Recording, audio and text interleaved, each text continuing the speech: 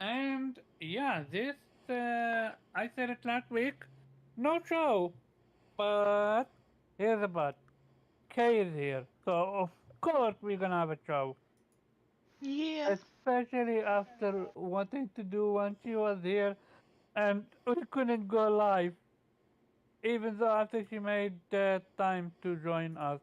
With that being said, it's Final Fantasy Rebirth week. I'm not sure we're gonna have any views at all, but hey, I would rather you guys be playing than listening to us, not gonna lie, cause that game is that good. But yeah, let's jump into the intro. Um, we got Rosie. Let's start with the honorable mention. Kay, how are you, Wait, lady? What you been I'm playing? doing good. I'm doing good. Did you say you got a Uzi? I said this week is a doozy. Oh, I thought you said you had a She, Uzi. she You says getting that ready every to week. Why Oh would man. pow I pow. mean, Pow pow. if it's okay, go ahead. Hey, it's so good to be back. It's been so long. It's been forever, and I hate that I can't join like I used to. But I know we work, missed you. Yeah, man, we did. work has been It's tough. Work almost has as been if tough. you need money, right? It's almost as if something called work is important. Almost. Yeah, we definitely Well, it's understand. like it's like when you work 14 hours, and Hmm. it's like I can't really sacrifice, like 3 hours of sleep to be on a podcast, especially when you're driving. Like, listen, if I had an office job, I would definitely do it because then I'm not responsible of any lives on the road at that point. Hmm. But Yeah, you technically so, but drive a big weapon.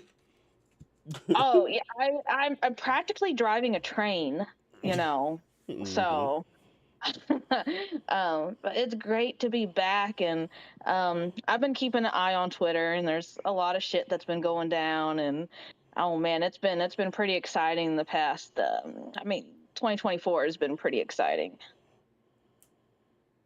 I see, I see. So what have you been playing? Oh, I've been let's see, I played Divinity Original Sin 1. I beat that, and I'm playing um Divinity Original Sin 2 right now. We got off the island. Which So, is like, I guess phenomenal. the second act now. And it's been great. It's been really good. Maybe Baldur's Gate 3 is next, maybe. Love to hear Okay. it. Yeah. Do you have any plans to play in Baldur's Gate 3? I definitely I definitely do want to play it. I just it's definitely on the list to play this year for sure. Um, I have some other games too that I was talking with to play. We're talking about Remnant 2. There's also we got like Wasteland 3 that we're talking about playing. Um, there's quite a bit. Quite a Um, bit, yeah. yeah, but I definitely do want to play Baldur's Gate 3 this year for sure. Mm-hmm. I love it. Kay getting And into my other favorite genre, the Yeah. tactical RPGs. Love it. Oh yeah. and I'm curious. I'm genuinely curious. Where did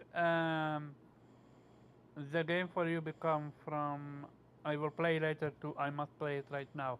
Which is Rise of Ronin. Now that you know that it's three player or four player co-op. Oh, Rise of Road. That comes out this year too, doesn't it? It's literally in a few months. So yeah, this year. Okay, that's gonna have to be a day one. I'm really excited I about knew it. I Rise think of co-op Ronin. games, especially with it being almost like It's actually a in a few weeks. Yeah, a few stalwart. weeks. Yeah, yeah. Oh man, so Um, that might be the next game then after Original Sin Yep. 2. And it's co-op, so yeah. you can play the main game co-op. Also, a game you can play co-op, Helldiver. Try it. I'll do it too. Yes, man. I want K on Helldivers with this. Hell Yeah, yeah. yeah, no, my brother has it on Steam. He's wanting Hmm. me to check it out. I'm not sure yet if I'm just either gonna play on his Steam or maybe just go ahead and buy it on the PlayStation because it has cross play. So It Hmm. technically, I does. could play with my brother inside the house. Me on the PlayStation, him on the PC, Yep. and then like I've been really interested. I was interested when they did that first Yeah. reveal trailer back. It was at the showcase that they did last year. Yep. Um, yeah, I remember I was. It looked really interesting, and just seeing all the memes come out. Like even though I haven't played the game, like the memes are still just funny because they're not really like that deep. Like it's just like it's stuff that you can understand without really playing the game. And like there's a lot of Mhm. video examples of what they're talking about, so then you just kind of understand the memes even if you haven't played, and they're just hilarious. And I just haven't been able to get into it, but I definitely would love to try it. Like it's amazing. And I was talking to my brother and I asked him, like was in the first week of it getting really big, right? I said, well, do you think it's one of those flavor of the month games, or do you think it's here to stay? Mm. And without missing a beat, he said, "Oh, it's here to stay." Yeah, Yeah, I think so too. after what they said, or after what the leak for what you call it, for Mechs. mount now in the game, yeah, this one is thing. And yeah, we are you still playing Infinite Wealth? Yes, I'm still playing the real best Final Fantasy game. Ooh, talk Got your him. shit. I mean, look, the Yakuza gameplay was so trashy at the Switch gameplay. Hey, you can You think talk about? I yourself. know you're not talking about the Final Fantasy, the king of switching up gameplay. Like, don't do that. No, I Yeah, literally, which I agree that that's terrible. But go ahead, Weeb. you mean Final Fantasy is trying to be like Yakuza now because Yakuza is doing turn-based RPGs better than Final Fantasy. Ooh. Got him. Actually, that might be true from what I've seen. So I need to play it to just for myself. But continue. I can Mhm, confirm mhm. that's true. So Okay. Yeah, yeah. But yeah, It you're is right. not. I'm still playing Infinite Wealth because that game is the absolute goat, and I'm not gonna drop it for anything. Mm-hmm. Oh, I see. and I see. Zoe is my girl. I see. I see. Morgan, how are you? And how is remake treating you? Oh, Weep, were you done? I Yeah, thought it was done. Okay. Yeah. Okay. Um, good. I'm good. This past week or two, I've been kind of grinding on remake to so I can finish it and get to rebirth. Yeah. It's an okay game. Like I'm not saying this is like definitely it's definitely not the worst game I've ever played. Like let's get serious. But it's good. It's just not how I imagine, just because people, and specifically Final Fantasy fans have been propping number 7 up as they're a lot of people's top you know 3 Final Fantasy games. And I guess it meant they were referring to the original, because it's an all-in-one package. And when it comes to this remake, it's a trilogy, so the story is split into 3. But as so far the first part remake, it's okay. The story's kind of mid, to be honest. I like Cloud. I think Tifa's cool. I like Aerith, but it's just I don't know. It's the chemistry between them is it's all right. it's The story awkward. itself, yeah, it is kind of awkward. I'm just like, Yeah, I mean, I get that's frequently. Cloud's personality. He's kind of like, he's distant. He doesn't really care. Even though he cares, he doesn't. He likes to portray Yeah. that he That. doesn't. But I mean, it's still. I don't know if maybe if the original captured it better. It's just not doing it for me. The story's pacing is off-putting at times. Like sometimes it'll be great. We'll have like some peak crazy times, and then it'll slow down to a point where I'm like bored and I'm just kind of playing just to get through it. Um, Oh no. it's definitely on the uh as far as hopefully this is like the end, because this is some definitely a PS4 era type of thing where the what do you call it, the side going Side through the mission? little narrow. No, not the side missions. The going through the narrow. Having Uh, to oh yeah, crawl. yeah, That yeah, yeah. shit. There are so many sections of that, and Yeah, it's you not have to do even that a quick. lot. I'm like, Lady, oh if my you hold god. up, lady, not gonna lie to you. If you think that bad, wait until you play Rebirth. Heck, Oh from Jesus the Christ. demo alone, crawling. I don't know about you, but you played it. Crawling, going when you need to crawl. That was terrible, wasn't it? For Rebirth? With R2 and L2 and Rebirth. Yeah. You played the demo, right? Yeah. You know what section I'm talking about, literally. That was Uh, terrible. Where you need to yeah. crawl. It it stopped the gameplay literally to a halt. Yeah, So that's what it's doing right now for me in remake. I'm Mm. yeah, like, it's, you're gonna have that with Rebirth. It and I'm was just, a game forced you to be on their pace. Sadly, yeah, like yeah, your character don't want to run, or if it's running, yeah. I if it hate that. deviates 1 second, it's not gonna run, it's gonna walk. So Yeah, yeah. absolutely insanity. I A lot of agree. forced sections, a lot of Yeah, that make yeah, you walk when you want to run. Like yeah. I like, I'm not a fan of those type of things. Like, I can deal with it if Anyway, that's the only thing going on with the game. But yeah, um, yeah, just a lot of that's breaking up the pacing for me. Like I just got through the battle. I'm hype. I'm ready to go, and they just slow it down, and I'm just like, ugh. All right, here we and then go. you got a walk through the town, collect Yeah, find real collectibles. slow and follow somebody. A lot I of feel fetch you. quests going on. It's very JRPG with the side quests being a lot of fetch Mm-hmm. quests and doing all that stuff. And I'm just like, listen, I don't mind doing fetch quests because that is a staple of JRPGs. But it's usually like the fetch quest is like the only really downside for a game for me. But it's just Final Fantasy just has like a remake has just like a lot of at least faults in my eyes. Like the story isn't good enough for me to be sitting slowing down doing fetch quests, like, because I'm just trying at this point, I'm just trying to get to the end. Mm-hmm. And Agreed. I really don't care about the characters and their mission that much. Like, I'm not gonna say who, but when someone or someone's left this world, I did not care. I was just like, they didn't even build it up to be that sad. I was just like, I was honestly trying not to laugh because the acting was just not that good, and I was just like, okay. Anyway, Yeah. moving on. Uh, let's go to the next mission now. They're gone, I guess. Bye. Yeah. Um, that's how I felt. Like, I didn't care. I didn't have a relationship with these characters where I was just like, damn, man, I didn't want old boy to go like I did in Octopath, or like I didn't see his stars. Like, I was just like, Exactly. I didn't care that this person left. I was just like, oh, okay, so what's the next mission? And Mm-hmm. now, Morgan, you are experiencing what I have talked about. Now that you got a couple JRPGs under your belt, where nine Yeah. times out of 10, JRPG fans' favorite RPGs are not Final Fantasy. Yeah. I'm just like there's nothing like I said, there's nothing wrong like where I'm just like I hate this game. Like Yeah, it's not that for me. Morgan, It's yes, ma'am. can I just say something real quick?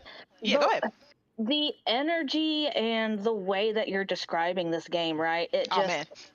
It comes off as though like the equivalent would be having really mid sex, and then you're just laying there hoping that he finishes soon, you so you that ain't you lying can though. finish, so that you can finish yourself off and go to sleep.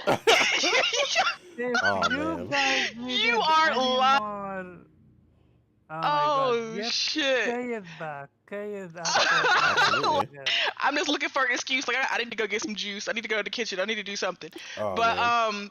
yeah, that's pretty much it. And I'm just like, after completing my game of the year of 2023, which everybody, if you don't know, it was Octopath Traveler 2, and Peak. coming off that, where it was such peak, such great storytelling, such wonderful turn-based combat, lovely side missions, great characters who like, where it's very rare where I love like every damn character that I play in the game. And that Octopath was that for me. And it was just after coming off of that, because I platinumed that in January. So after playing that and then coming to this, I'm just like, ah! My head, and it's just not even anywhere. It's not 7 remake is just not touching that for me, anywhere close. You know, it's not because it's action or anything. Like I don't mind, because Grand Blue honestly was far better than remake. And even without like the co-op, when I was just playing by myself, like I was more intrigued with that story than I Agreed. was with than I am with remake. So it's not like because it's action or anything like that. I But see. yeah, it's just I don't know, but you know I'm hearing all the praise, which makes me kind of laugh hearing all the Rebirth praise, because it sounds like it's like a sigh of relief compared to remake. And I'm like, all y'all that were playing remake, y'all giving Rebirth all this credit, like, oh, it does this so much better. I'm like, better? Yeah, You I've weren't seen that pointing a out the lot. fault. Yeah, I'm like, you weren't pointing out any of these faults when remake came out, but all of a sudden Rebirth does this better, does that better, does this better. I'm like, okay, so y'all weren't being truthful with how y'all felt about remake. That's cool. Not um per se. No, hold up. No, not per se. We just didn't I have didn't it say though. you. No, I no, said no. No, we're talking I'm about being that. We're genuine. talking about what is showing on the timeline, and yeah, I'm talking people. about people on She's the talking about. It timeline sounds like a sigh of relief because people are like, literally, the majority of all I've comparing it seen. to Yeah, remake. They're all like, "Oh man, this is so much better. It does this better, does that better." I'm like, "Well, damn, you didn't point those faults out when you play remake." But all right. But yeah, and then so I'm hoping Rebirth does it for me, like, because I see people like Jason Schreier say things like I think it's one of the best Final Fantasy games, and it's up there for Octopath Traveler 2 for best RPG. And I'm like, really? hmm This is my game of the year. I love Octopath so far. Traveler 2 is my favorite JRPG right now. But I'm just like, so that's a high bar. That's a high bar. So I don't think for we'll you it's see. gonna reach it. I We'll don't. see. I I'm don't. like I that's don't some think. high ass praise. So we'll I feel see. you, but yeah, Oh man. no, it's not reaching that. No, Oh because man. innate could hear my excitement when I talked about Octopath Traveler 2. I even called it the evolution of turn-based. you Mhm. did. You That's did. I do how remember that. much. That's how much fun I had with it. Mhm. So I can absolutely not see Rebirth touching Oh Octopath man. for you. I'm gonna go in there with a positive mindset. I don't like going in already feeling No, like go in you there, know but Rebirth is literally as a remake was a tech demo. That's literally it. Lot oh of damn. things, lot of things that are issue in remake are Mhm. completely fixed in Rebirth, Okay. That's good to hear. including the enemies in the air, including Okay. how many skills you have, so many new stuff. Uh, yeah, it's gonna be Yeah, and interesting to see where you're gonna land with it's remake. that basis alone where I've seen people being like, I see people who were saying I didn't like remake, but I like rebirth. It's that basis alone that's like got me like at least a slightly optimistic that this will be a better experience than remake. I'm like, okay, people are saying it's better, they like it better, so I'm gonna go in with an open mind. I'm not gonna go in like a lot of people like to go in like prejudging, like, oh man, it's gonna be trash. Like, no, no, no. I like to go with every game, no matter what it is, just like open minded and accepting of what it has, and I'll judge it based on what it is. So hopefully um it'll give me it'll at least be better than this, and it'll have that quality of life improvements that will have me intrigued and actually wanting to play the game and finish it because I want to, and not just because I feel like I have to. So Mm, yeah, that's how it is. Remake right now is like a 7.5 I see. right now, and I'm chapter 16, and they say there's 18 chapters, so two Yeah, chapters away. real So close. Oh, yeah. I'm not gonna lie, yeah. I have the feeling that it's gonna drop from 7.5 to a 6. Oh God.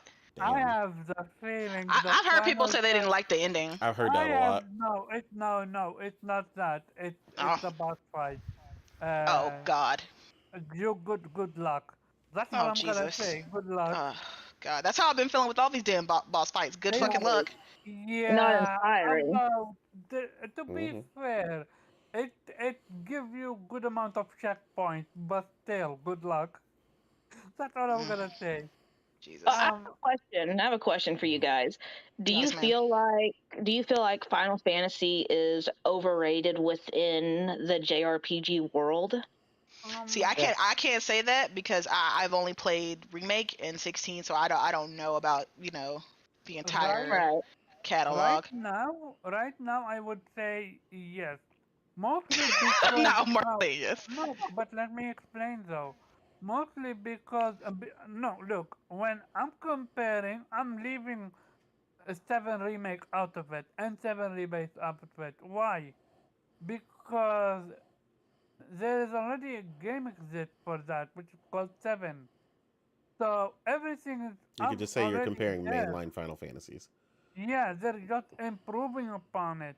However, Square Enix have time and time and time now again showed me they're not capable to move on with the theory. They don't know what needs to be done, which is why they're relying on Seven Rebirth. Hey, we have Zamar Zeppelin. He's just here to hate an innate. Congratulations, innate. You have a hater Oh I yeah, in that's your my see. job. chat. Hey, relax. I'm an A's biggest hater, bro. Don't do that. Hey, Zamar, you got competition. But going back to it, and this is my biggest gripe. Every single time a main line Final Fantasy gets announced, people get excited. And then what happened? Put in a find a way to fuck it up. I can go all the way back, like the last actual quote unquote Final Fantasy that was Yeah, I actually was gonna ask good. you that. You go, for me, it was 12. A lot Oh of people damn. hate, a lot of people hate, not a fan of 12. They think that's where the series got fucked up. To me, the series got fucked up at 10-2. 10-2 is one of the worst Final Fantasy game, let alone a JRPG game out there. Yeah, I agree with you on Everything, that. everything that they did with 10 found a way to fuck it up with 10-2. Yeah.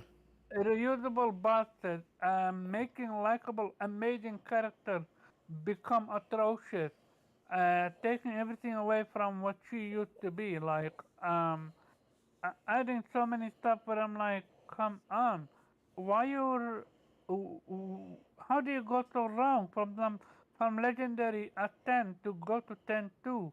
Atrocious. But going back to it, 13, terrible. Like we are not gonna. Uh, they blue balled the fans with 13. They promised us from the gameplay alone the ability to manipulate gravity. And I will never forget it. The very first 5 seconds of 13, they take that ability forever from you. You don't get to use it, you don't get to experience it. It was just something you seen on gameplay screen and that's it. And don't get me started on 15.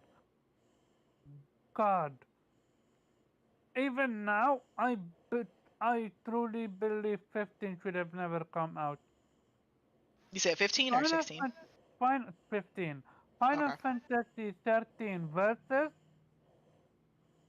should have stayed dead because that's what actually 13 versus was. Is 15.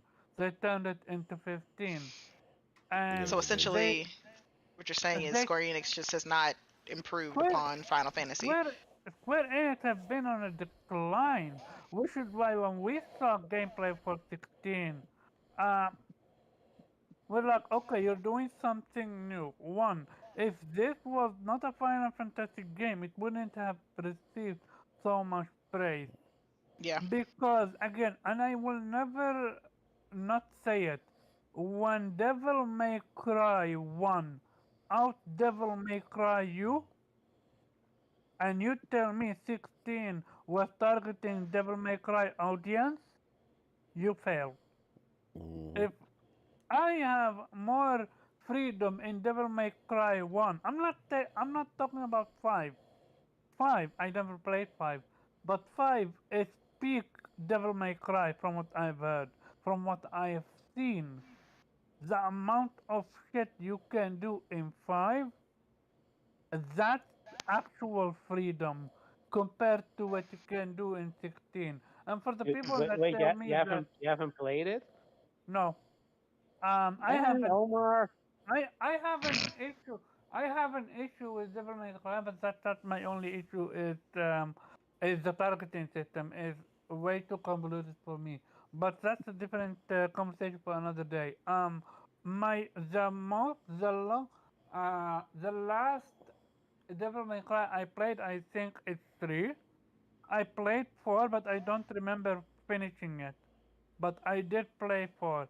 And real talk, I'm actually a fan of the reboot Devil May Cry DMC.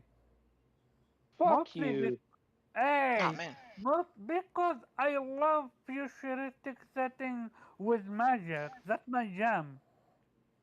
And the way they did that with the red and blue weapons, I enjoyed that. I love that to give uniqueness. What? Now that is argument gotta go. See, Hey, it's listen. my opinion. I feel like at the end of the day, so far, like I said, I haven't played the entirety of the Final Fantasy franchise, right? I've only played Remake and 16, then I'm gonna play Rebirth, obviously when I finish. But so Okay. far, Final Fantasy has not scratched that JRPG itch for me. There's been Yakuza games that have, Then there's been you need Persona games, Octopath then games. then It's you need just not. to play other Final Fantasy. Play Oh 6. God. Play 5.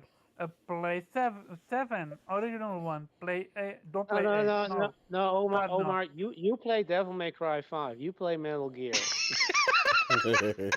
And too many games to play. But I Huh. never talk shit about Devil May Cry though. I didn't The talk Oh only yeah, shit. Devil I no, May just no, Cry. no, said no, The no, it's no, just no, not only no. Devil scratched May. the itch for me. The only Devil May Cry I will talk shit about is 2. That is dog shit. That's I true. know from experience All because right, I so played it. Morgan, what else are you playing? Yeah. Sorry about that. My bad, my bad. I should have known I was gonna get Omar into a tangent. Uh, but no, it's really been Final Fantasy, and essentially that's it. That's what I've all been focusing on this week. So yeah, I'm done. Okay. Before we get to Innate, we have Mr. Viper in chat. Shout out to you, Viper. And What up, now, Viper? Innate, what you been playing? Uh, right now, obviously, I'm on just a straight beeline through Final Fantasy VII Remake, pretty much like Morgan said. Um, You're not even finished with that? You told me you had it. I'm not done with it. It's Damn. complicated. Family stuff popping up, all kinds of other stuff. So, Oh yeah, no, that got fast. How far are you? I'm on chapter 13, I think. So I'm a little Oh, behind okay. Morgan. Yeah. Um, which I knew was gonna happen, but uh, Which Had is to make sure. crazy because Morgan don't play like that. She's no, busy. Morgan made me stop playing to wait for her, That's true. and then I fall asleep. See, he was trying to pass me, but the game was so boring for him that he kept falling asleep. So Uh, damn. Yeah, but No, real talk, real talk. You're now, maybe it's just me, but if the game is so boring for you that you're falling asleep, that's where you need to stop, in my it was. opinion. I mean, it was pretty bad, but I'm gonna get through it. I'm almost there. Okay. I'm gonna get through it. It's complicated because it's like it's the slow, boring sections that keep happening. Like while I'm tired, like the whole mhm. going through the train Mm. yard thing. Like I don't. Oh my god, I wanted to smack the brakes off somebody for that whole part. Like that was so slow, methodical, and boring. I was like, who designed this? Ugh. I do agree the game have a lot of slowness, Yeah, but like I it, said, you're just, appropriate slowdown, reflection, time to talk is all understandable. And again, this is why, like I tell people, as a JRPG fan, I am the biggest critic because there are certain things that JRPGs do, or certain JRPG devs specifically, that have certain habits that show up in their game, and they need to improve on them. Like, people always get excited, when they hear, the legends, that have been making Final Fantasy and all these other JRPGs for so long. They talk about how they've been paying attention to overseas stuff in The Witcher, for Yoshi Western P. RPG, yeah. yeah, like Yoshi P. Yeah, I pay attention to all these things that Western devs are really doing, especially in the RPG space. The Witcher, how they designed the incredible side quests that were nothing like fetch quests and this and that, and arguably have some of the best side quests, if not still some of the best side quests in the game ever. Even Ghost of Tsushima, which has some amazing side quests as well. And it's like sometimes they say they take those notes and stuff, and then you play the game, and it's like, no, these are There's no still way Yoshi P fetch said quests. that with the fetch quests that were in 16. There's no Exactly. way. And that's what I mean. So Rivers actually took a little bit of using from Horizon, that's for sure. The items that you gotta pick up, that's from Horizon. And also the walls, the what you call it, you gotta climb. Like that's literally Horizon. But continue. Yeah, I mean, they're taking some of the stuff, but like this is where it's like it sucks because it's like you never know what they mean when they've taken something. Like you hope they take the Yeah. good and none of the bad, Yeah. uh, and kind of incorporate it into their own thing. And personally, and again, I know you haven't played it yet, but that is honestly what Yakuza has done. Like just up to an amazing degree when they switch to turn-based I combat. heard from you. I heard from you that they did turn-based phenomenal. So I Yeah, need to they play Yakuza because they killed I'm it. Like it's done with crazy the to me. gameplay from Yakuza. Yeah, it's crazy to me Uh, that a team that has never done that before did it so well. Like from the mm, job classes, the combat, maybe making the they combat so intense and over the top, and watch it's just beyond good. other. So let me ask you this then: as a Final Fantasy fan yourself, would you agree that Square Enix just don't know what to do with the Final Fantasy franchise, especially now that they have put their foot forward and don't want to go to base anymore? Yeah, I mean, they kind of put their foot in their mouth with that comment because ultimately like you said, I feel like they kind of don't really know what they want to do. Hmm. Um, and it felt Because they felt a little lost in if, even in if 16 16, yeah, because if it's 16 is your a best, well, that's hey, what I'm saying. It good felt like luck. it wanted to be a different game that it wasn't. Like Yeah, Yeah. like we See, talked I don't know what about. they're talking about. Because my favorite RPGs thus far have all been turn based. Like I don't know what this whole remove they don't want that. you need to play old schools like Star Ocean, Tales, the Tales franchise, Hmm. like Persona I already did. There are other turn-based, like for example, another game that you can absolutely it's a game. It's a game. And what's called? I forgot what it's called. But it's a turn-based game. It's an indie game, and I absolutely recommend it. You go back in time, and that affect gameplay. But yeah, go ahead, continue, Nate. But yeah, like I said, yeah, I mean, I think obviously they're struggling with the direction and some other things, and I mean, I've spoken about this at length as far as concerns and issues with JRPG devs in general, specifically. Just a lot of things they kind of need to work on. Quality of life stuff specifically. Um, the games can still remain being long and things like that, but they really need to take into account quality of life stuff and respecting the gamer's time.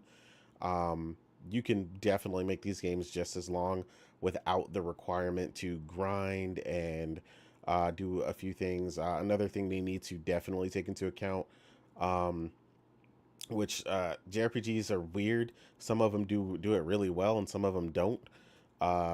Changing the outfits and the weapons.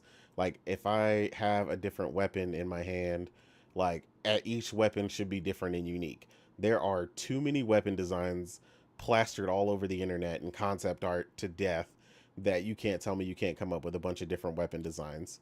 That was Interesting. a big issue for me with Persona 3 Reload is that I have access to all the weapons in the game now, and like every like fourth katana or weapon per character is just recycles the weapons again, and every now and then one of them is unique, and I think each of them have like maybe like a total of like 5 to 6 unique weapons total. What do you mean with unique? Unique Like as in they in look different, and design? nothing else looks like that. Yeah, Or like Do how you they unique? do look. you think Or do you does it think give they're you gameplay different? That's what I'm talking about. No, not do you gameplay think they're difference. lazy or they're just creatively bankrupt? I Um, think in Persona 3 Reload's case that was just lazy. I think Oh, damn. laziness mostly because you gotta create them differently.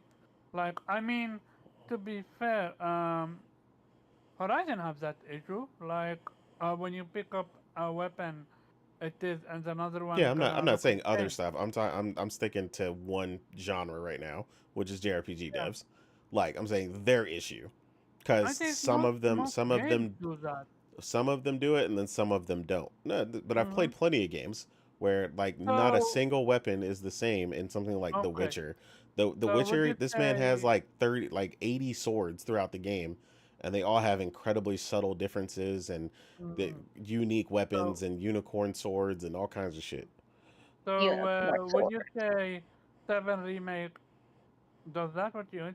Uh, So they do one aspect of it because I haven't gotten to the other problem. which So is? so they do the weapon change. So the weapons change, and the weapons are pretty unique. But also that's not hard because there's not a lot of weapons in remake to begin with, in comparison to They something like wanted to Persona. save the rest for the rest of the game. That's why. Yeah, But and continue. I get that because again I try to take into account that like Morgan said at one, it's a trilogy. Like I get Mm-hmm. that. Um, But yeah, they have a ton of weapons in that. Also, to your point earlier that you were trying to tell her, which I thought it was weird that you would even recommend this game because I thought y'all didn't like this game very much. But I think you were trying to tell Morgan about Chris Tales. Yes.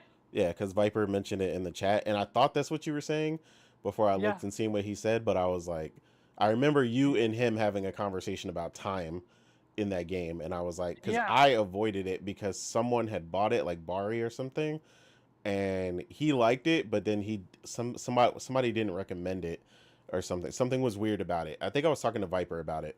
Well, So the only issue I had with it is there is a certain boss which is important boss where um damage doesn't work well on him. It's almost like glitch, but that's about it. For the rest of the game, it's fantastic. yeah, So I'm genuinely curious why it wasn't recommended for you. I don't know. I can't remember exactly, but I mean Mm. it's cheap enough at this point where it's like $10 somewhere. So Mm. I'm sure I'll have it at some point. But yeah, like I said, that's just something I noticed that is an issue between them. He said, yeah, remake doesn't do that. You know, each weapon is unique. But like I said, they don't have very many. But my other issue is when you change clothes and the characters don't change clothes. So I hate changing out like an entire armor set or whatever. And, you know, this, that, and the third. And the character is still wearing the same gear. Oh, okay. Oh, I was like, you Then changed clothes in this game? I was about to be like, wait, what? Yeah, no, in remake, in reverse, apparently you can beat the game, uh, in her in a swimsuit. bikini. Yeah. So, So to be fair, some of them go around it a different way, and mhm. they have outfits that don't affect your gear, which is also fine with me, right? I'm talking about changing in some form. So either you give me outfits which I can control that don't affect my performance, which is kind of Mm. arguably better because people like to look the way they want to look, and then also equip the best gear. So I mean that's a good approach. My whole goal is just that I don't particularly always want to look the same while I'm playing the game, and Persona 3 does an actually pretty good job of that. At least you know for the version that me and Morgan have access to, we have all the DLC and um, all the things that come with that and whatnot. And does So the outfit, I've yet to play Persona 3, does the outfit change your, does it give, what you call it, gameplay improvement? Like, no, you have armor buff? and then you have outfits. Outfits are just Mm. cosmetic, so it's just how you look, and your So, armor is underneath. when I am listening to you talk about it, a it's a JRPG issue. Like lots of JRPGs don't show you what you're wearing, sadly, Yeah, which no, I and that wish that we that gets do. on my nerves. Like I that's a thing that I feel like they definitely need to improve because number one, it makes things more interesting. Doesn't Tales of Arise does that as well? Tales of Arise has, I think, from what I remember, they have Custom, an outfit system, so you can custom, change. yeah. You can change how they look. Like I said, any form of changing how you look is fine. And then they also the weapons change. So when you change your weapons, they look, they look the part. Like that's what I'm saying. Like something's called like, and people had this issue in Final Fantasy 16. Uh, and this is different because this is a Final Fantasy thing. Usually, if something called like the Poison Claw or something, like it probably is going to poison the enemy. You know what I Mm-hmm. mean? So, uh, Oh God, don't remind me. yeah, Fire on a bomb. Yeah. yeah, exactly. Fire on a ball, exactly, stuff like that. So there's a ton of issues and stuff that are like kind of weird and kind Shout of out. all over the board. 1 second. Shout out to Kenneth. He said transmog is a good solution. Shout out to you. I was thinking of the word because I used to watch Admin Cole because he would rate transmog and stuff like that. That's a Yeah, good solution transmog in is my something that's opinion. really heavy in like MMOs because again, a lot of them got around that by just simply creating outfits because you could just look the way you want to look. So that's I essentially still mean, transmog. Ratchet gave you transmog. You could wear Horizon what? 2 Horizon 2 eventually gave you Yeah, transmog. Yeah, I'm you really could yeah, wear happy about that. yeah. whatever That was you a really want. good. Yeah, so by the way, this game so terrible what they did with it. I'm gonna explain soon. Glad. But yeah, like I said, besides that, like I said, to not harp on the intros too long, No, the obviously I still been playing Persona when I can, but I not was really. yeah, I'm holding. Okay. I was kind of holding back because obviously we were playing that at the same time as well. So what I actually did is in the meantime, when I couldn't progress on either, I went back to the PS4 version of Persona because I'm probably just gonna double plat it because the reload is an incredibly uh well put together game. It's a lot of fun, This and I love dude, Persona, so I'm probably gonna double plat it. this, this dude says he doesn't have time to play remake, and is out here playing Persona. Nah, dude. No, no, no. You didn't hear Shout what I out to said. Godzilla. I said when I Oh, can't play oh, remake I because I thought was too you. far. Like we Oh, stopped at the okay, same place, so we were waiting okay, for each other. okay, So I was okay. playing. Yeah, I get that's it what I back. meant. What up, Guap? Shout out So to God. after Weeb does his introduction, I have a question about You already JRPGs did. You versus already Western did. RPGs. But after Weeb goes, You It's really already did. it's just Omar left. Yeah, it's not me, but go ahead. Say what you want to say. You say just Omar because, but we all know he's going to have the longest introduction of us all. Always. Okay. like as soon as Omar is done, it's like thank you for coming to the podcast, and all we did was introductions. Okay. Shout out to Guapzilla and shout out to T Fresh for coming through. What I will go with my introduction and I will let you. Okay. What have I been playing?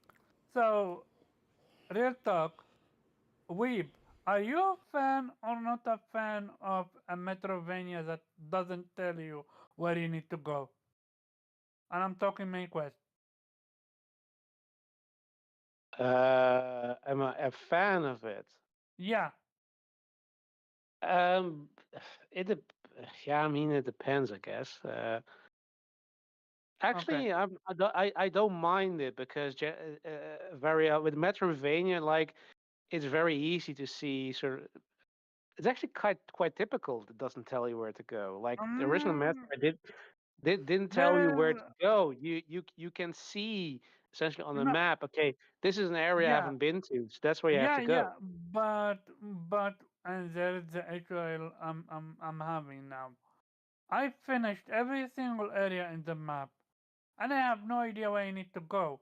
And I beat, I think, the hardest boss in the game, and I'm not even sure if it's a boss or a final boss. And that, ladies and gentlemen, is my biggest gripe with After Image. Like when it comes to the combat gameplay standpoint, I highly recommend it. Story, don't ask me. I have zero idea what the fuck is going on. And I thought I was the only one until I went on Google. And nope, lots of people were confused. And sadly, that's what happened with convoluted storytelling. After Image does gameplay so well, I would say play it just for the gameplay. Um, Other than that, I'm playing Rebirth and I'm addicted. But not gonna lie, I have had to take break from Rebirth just so I can watch Undead Unlock. Cause this anime, whew, it's great. But going back to Rebirth, lots of gripes that I had with remake is improved upon. Uh, you can now actually target flying enemies. I really wish there was a dedicated jump button, but yeah, for some reason they don't let you do that. Even though in the game you can quote unquote jump, but in certain areas. Um, Other than that, voice acting. I actually had a glitch where I changed the voice acting from English to Japanese, and I wouldn't get that. And I had to restart my game twice, I think. I'm playing the game on dynamic, which is basically your enemies level up with you. So, Viper, my biggest issue with games is they want you to jump, but don't give you a jump button. Why are you giving me a ledge to jump on if you're not gonna jump when I want you to jump? Do they That's want you my to jump though? sorry. Do they want you to jump though? Is that what you're supposed to do, or is just something Yeah, that you feel like you want no, to do? I am supposed to jump a little bit lower from a lower height. I was having Were you able to get where you were without the dedicated jump button? sadly yet, but it took time. Instead of simply jumping and taking damage, I have a chocobo. It can float a little bit. And that's my issue, the Viper. I don't want to walk around to the other side. I Why mean, why do it the hard way when you can do it the easy way? That's You always my see? thing with gaming. You see? Now, I'm telling you, Omar be having 17 Yep. different complaints about everything but but 7 remake. I'm maybe literally they talking should just about add a wait, glider like hold Zelda. up. I'm literally talking about rebirth though. Well, if Rebirth is better, how come you didn't have these complaints with remake? Because remake didn't need that much jump. Remake is not open world But like one rebirth. of your complaints was not being able to reach the flying enemies when jump when that might have It, helped. it, You know, it's I because talked about Omar that. That's is an a issue. hypocrite No, with having biased okay. I'm feelings. talking about when it comes to the environment. Remake is not open world like Rebirth. That's what I'm talking about. And I literally said they fixed the issue that I had with Remake with targeting enemies. You couldn't target them. You couldn't jump and target them. Like, were you not listening? Sir, you were the one who gave it a 10 and listed, but then you say you have a bunch of. You know what? Never mind. Never mind. Go Oh ahead. my god. Going back to it with remake, oh my rebirth. I see you have a lot of issues with rebirth. I wanna do a section just so you can talk about your issues. I'm curious. Um, rebirth. I'm literally just at chapter two. Um, I'm not gonna lie. I don't know the right answer to storytelling when it comes to side quest. But I don't mind doing side quests if that's gonna affect me and get me something out of it, which is a trophy or some what you call it, equipment or stuff like that. Like fetch quests, I have no issue doing so, especially with how uh, streamlined Rebirth is. Basically, there are multiple places you can fast travel to. Also, going through it with your chocobo is very quick. Also, when you fast travel, they actually ask you if you want to fast travel walking or on chocobo, which blows my mind. And the only biggest gripe I would say is too, I really wish you could auto collect items on the road, mostly because when you're on chocobo, you collect them if you press square, triangle, but when you're speeding up and you miss something, you gotta actually stop and go back to collect it. Um, I forgot if square. Remind me, did Horizon 2 eventually do autocollect or no? Yes, Yes, it Yeah, was yes, in the accessibility that features. that yes. Okay, yeah. streamlined that streamlined the gameplay for me exponentially.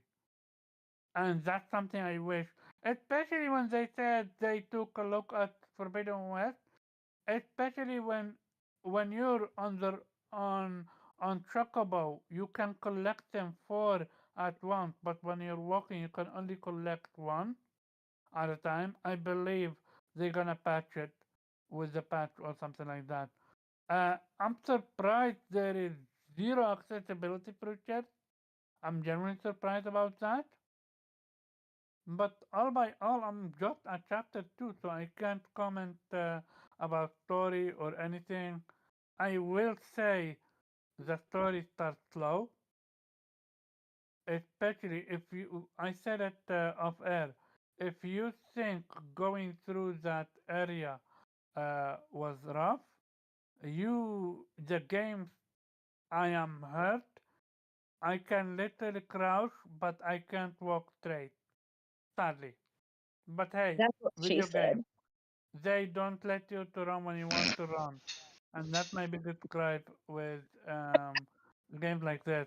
I really wish you could always do it on your own pace, but they have story to tell. Um, I want to go to Kate, because you have a topic you want to talk about. Go ahead, Kate.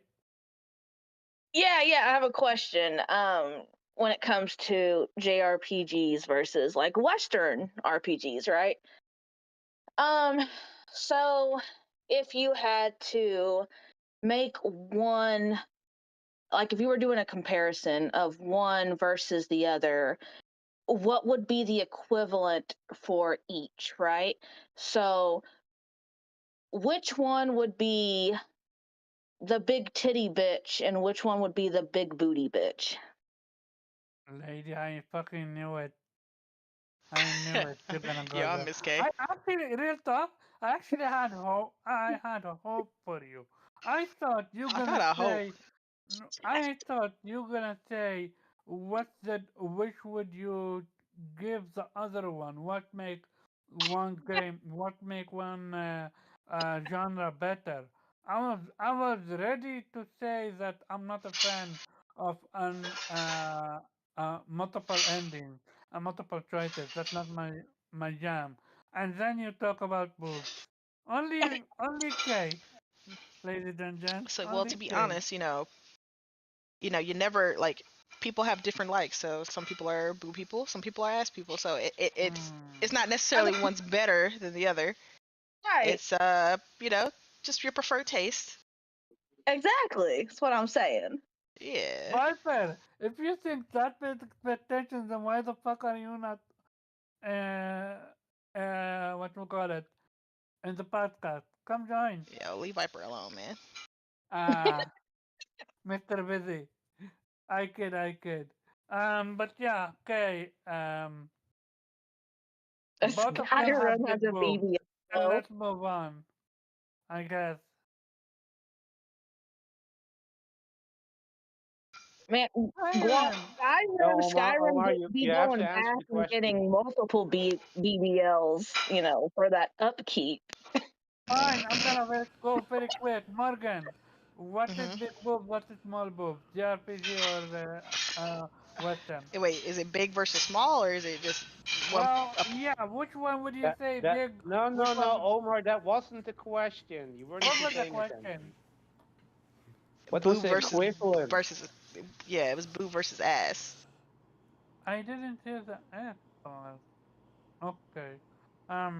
What, you didn't hear the ass part? I really I, didn't. I said I heard it. Big one boob is versus. a big titty bitch, one is a big booty bitch. Which Okay. would you Big call? booty. Okay. What would you answer? What is Mm, the big booty bitch, which is the big The titty big bitch? titty. Of each, or Like, would you call a JRPG a big booty or big titty? And then the Western has to be the other one. That's gonna JRPG be. is Yeah, JRPG is go big ahead. titty, and Western is big booty. yeah, with Gotcha. Tifa's, Okay, you know. Morgan. I'd agree with Okay, an eight. Absolutely. JRPG is all about them big titty anime bitches all day. you. So, absolutely. She's not saying it in that area, but I would agree in that area. Hmm. And let's move on. Unless you have something else that you really want to inform us, Kay, Give her time. or Give her for time. Let her Asa, cook. I think I, it's time to move on. yeah, you didn't answer your own question. I literally Oh said, no, oh no. yeah, she didn't. I feel like there's like I'm feeling really close to you guys because there's just Oh, this general Ladies, oh, this general ladies. consensus that I agree with is that Okay, anime's got the JRPG with the anime big titties, and then Mhm.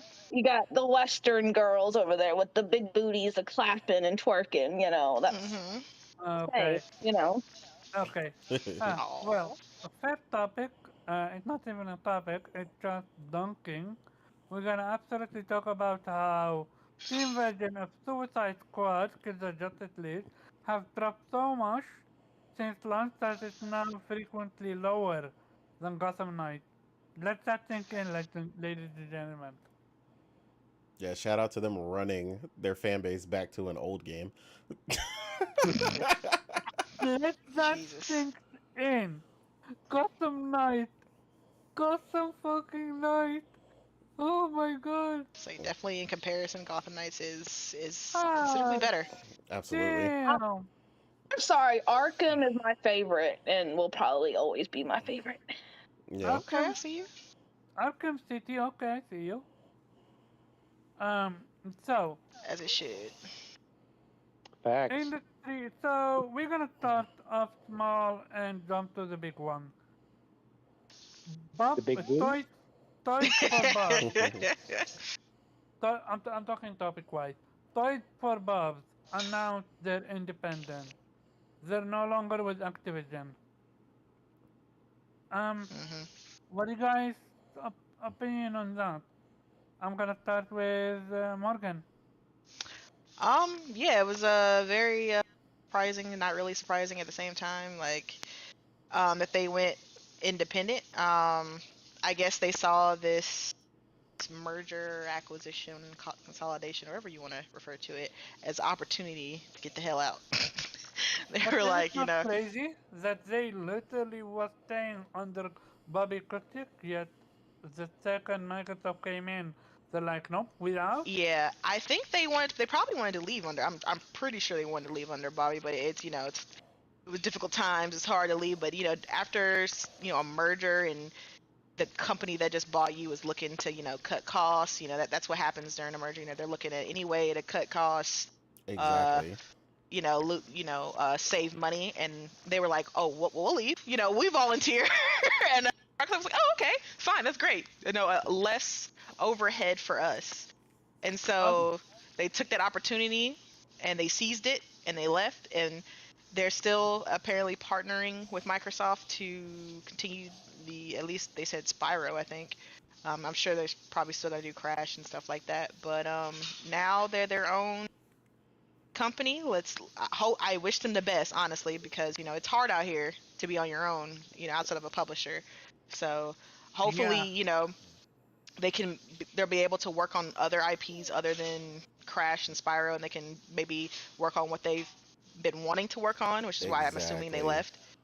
So I wish I, them nothing but the best. what do they And want to work on? Do you know? oh no, I don't know, but I'm assuming Because that's one of the main Yeah, reasons that's why, so they usually could when they I work leave. thought on. I thought they left because they didn't want to be Call of Duty helpers. Because I heard they were gonna get relegated to Call of Duty. Oh, I'm sure that was if that's true, I'm sure that's one of the many reasons as to why they were like, yeah, we're good on that. I'm sure they have their own vision of where they want the studio to go and what they want to make, and I'm sure it's something other than Crash and Spyro, even though those are IPs that are beloved. I'm sure to them, they probably have their own vision of what they want to make and not be regulated to just make one type of Mm, game. So I yeah, I'm agree on happy that for one. them. Okay, we Yeah, I feel the same as Morgan. I'm happy that they got out of it. I guess they're not the only studio who seems to be doing it. I mean, I guess it's better than waiting for the next following wave to hit or them trying to close down your studio. Just get out of there and do Hmm. your own thing. so before I get to go to the next person, I wanna ask: Is do you guys know how this happened? What I mean by that is, does the boss need to order it, or every developer need to be on board with it? Or how do you how do you leave a publisher? I don't think I have Ty- ever heard. Typically, I mean, it depends, of course, but if you own say the majority of the shares of a company, or at least a large stake, the majority of shares, that then you're basically, you're the parent company, right? But they can basically, in general, they have to buy themselves back out, so they have to buy back shares, and then they can be independent again.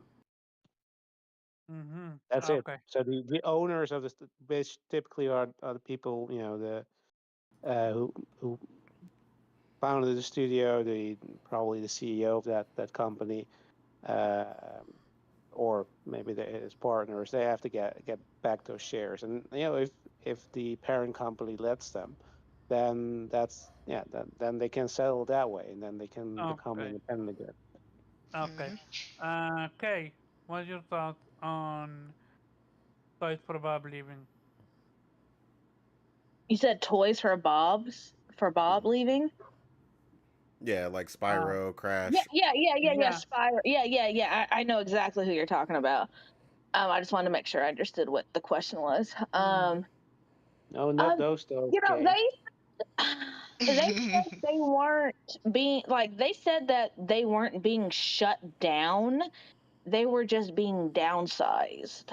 Um, I will admit that when the news first broke, first I was like not surprised because this is a lot of like big acquisitions do this type of shit where they'll get all of these tiny studios and then all of a sudden they just cannibalize them, right? So one, I wasn't surprised, but two, I was sad. And then Toys for Bob came out saying, "Oh no, we're not completely gone.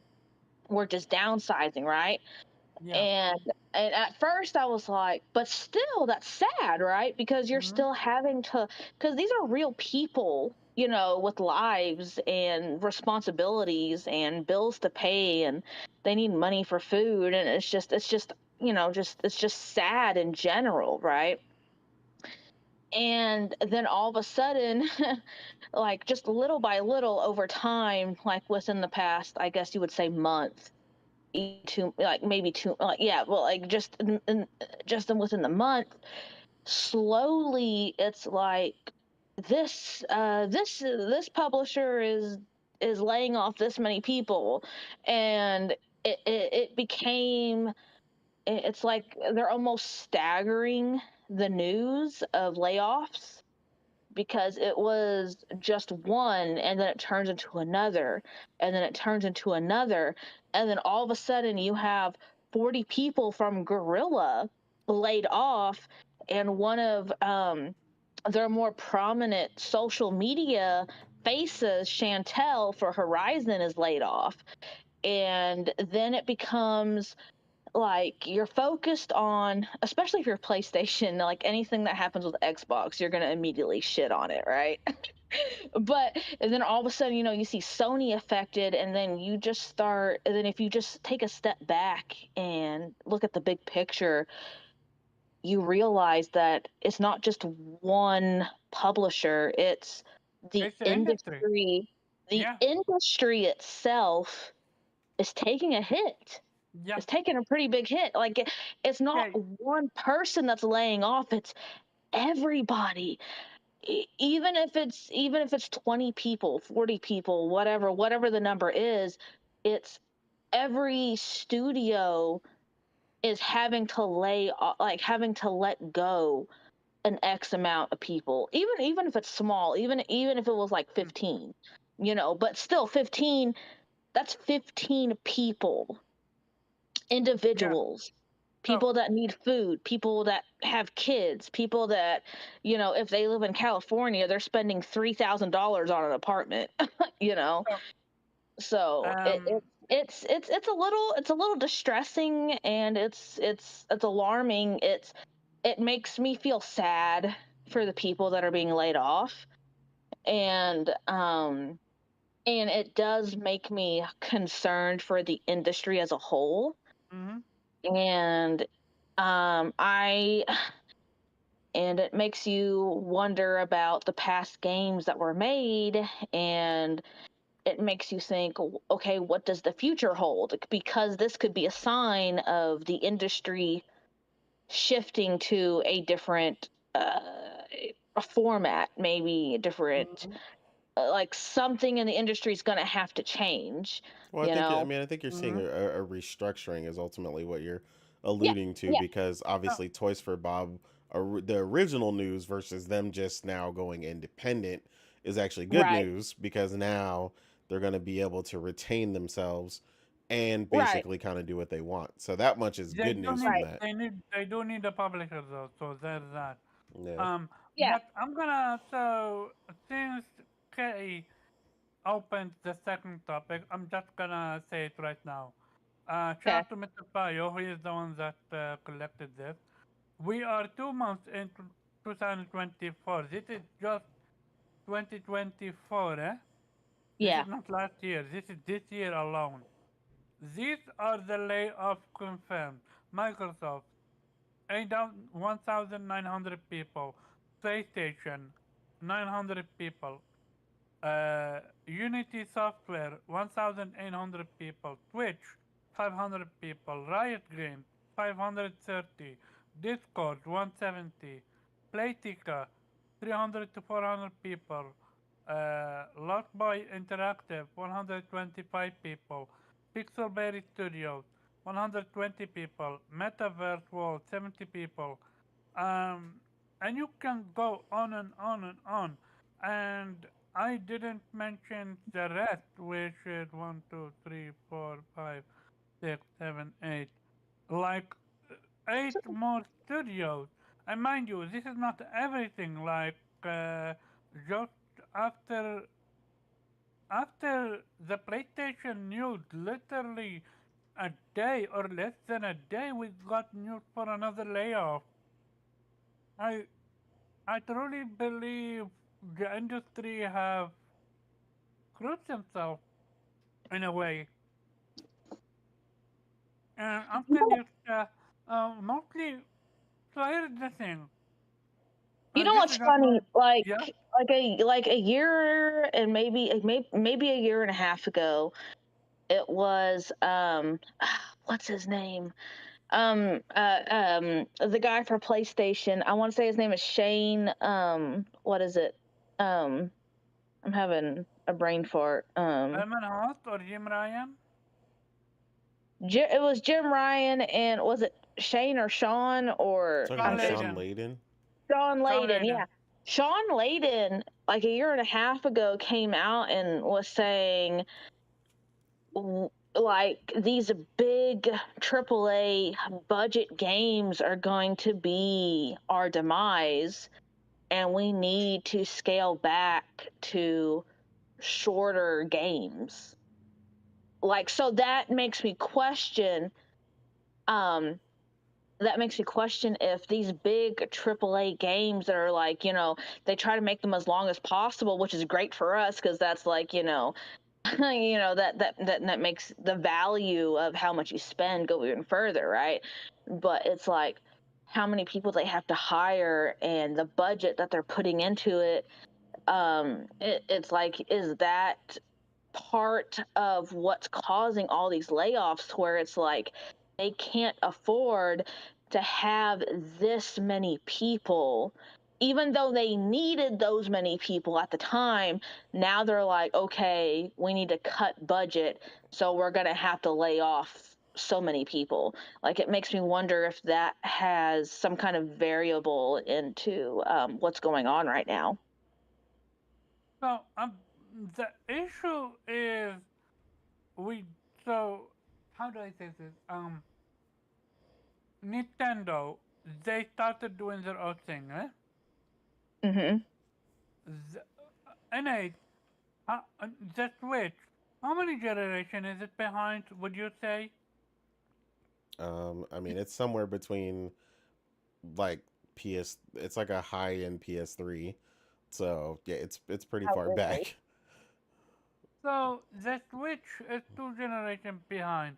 The new Switch, what is it targeting in 8? I heard it's PS4, gonna reach. Yeah, they're claiming PS4 PS4 or slightly above. Pro. Yeah, like the Pro, so somewhere around the PS4 Pro. So they're 1 generation behind. Yeah. But if this Okay. was PlayStation or Xbox, they would be very nice. Yeah, but they're targeting two different things though. No, what I'm trying to say is the industry pushed themselves too far. We want the I don't agree with that one okay. because So go ahead. the thing is, like, we see these layoffs across the board. Like, if the theory was right that because of these big AAA titles that cost too much money, that's causing this, then we wouldn't be seeing this with indie studios. Like, so I don't think Dude, that's the underlying count. cause of this. I lost count how many publishers have laid off, dude. Ubisoft did, Yeah. EA did, But that's not okay. PlayStation did, So Nintendo again, did. Not Nintendo. Yeah, this go ahead. isn't that though, right? The other thing, and this is the conversation I was having that I was explaining at one point to you. This is not a gaming industry problem. This is a global economic problem for inflation and general cost heightening. So you have to take into account every single thing that is a part of operating cost when you are talking about what PlayStation has taken in. Also, the other thing in PlayStation's case in particular, the which I actually listened to a podcast earlier where someone that actually does this stuff like consolidation and account management, and he actually looked at who was actually let go, and from a lot of these positions, and a lot of them were managers or things, areas where they doubled up for a long time because PlayStation had restructured, but then they never got rid of people in the restructuring. So there was a restructuring they had a while back, probably about a year ago, a year and a half ago, where they consolidated a lot of stuff, got people in a more centralized location. And with that, when you had three different locations before, you needed three different people for everything.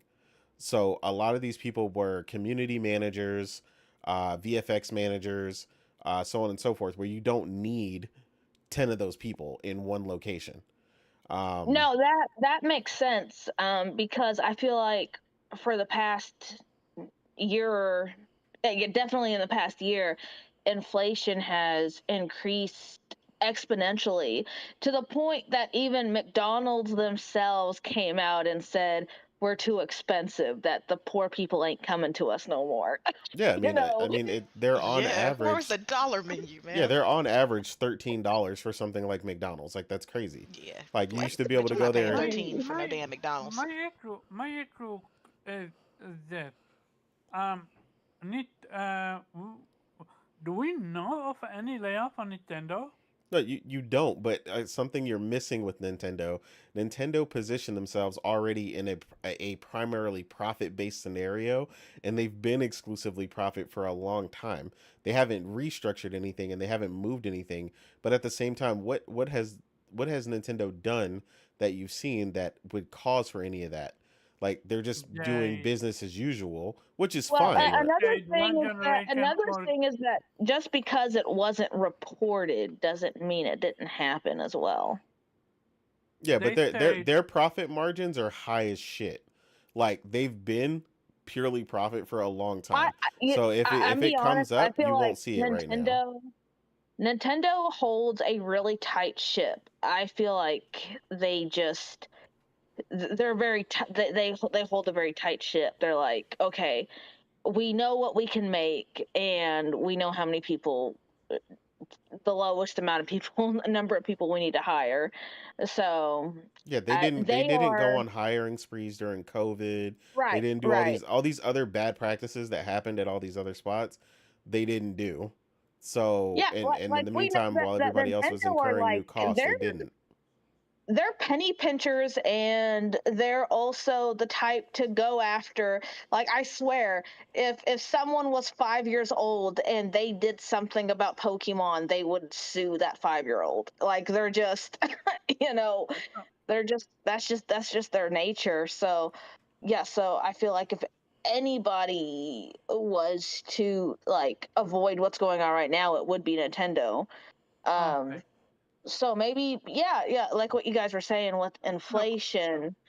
um like I said earlier, was that like someone like Chantel, however you say her name, or and Sean Layden. Gorilla was let go. Oh, She you're talking was about the other person. she, yeah, she was a social media person, right?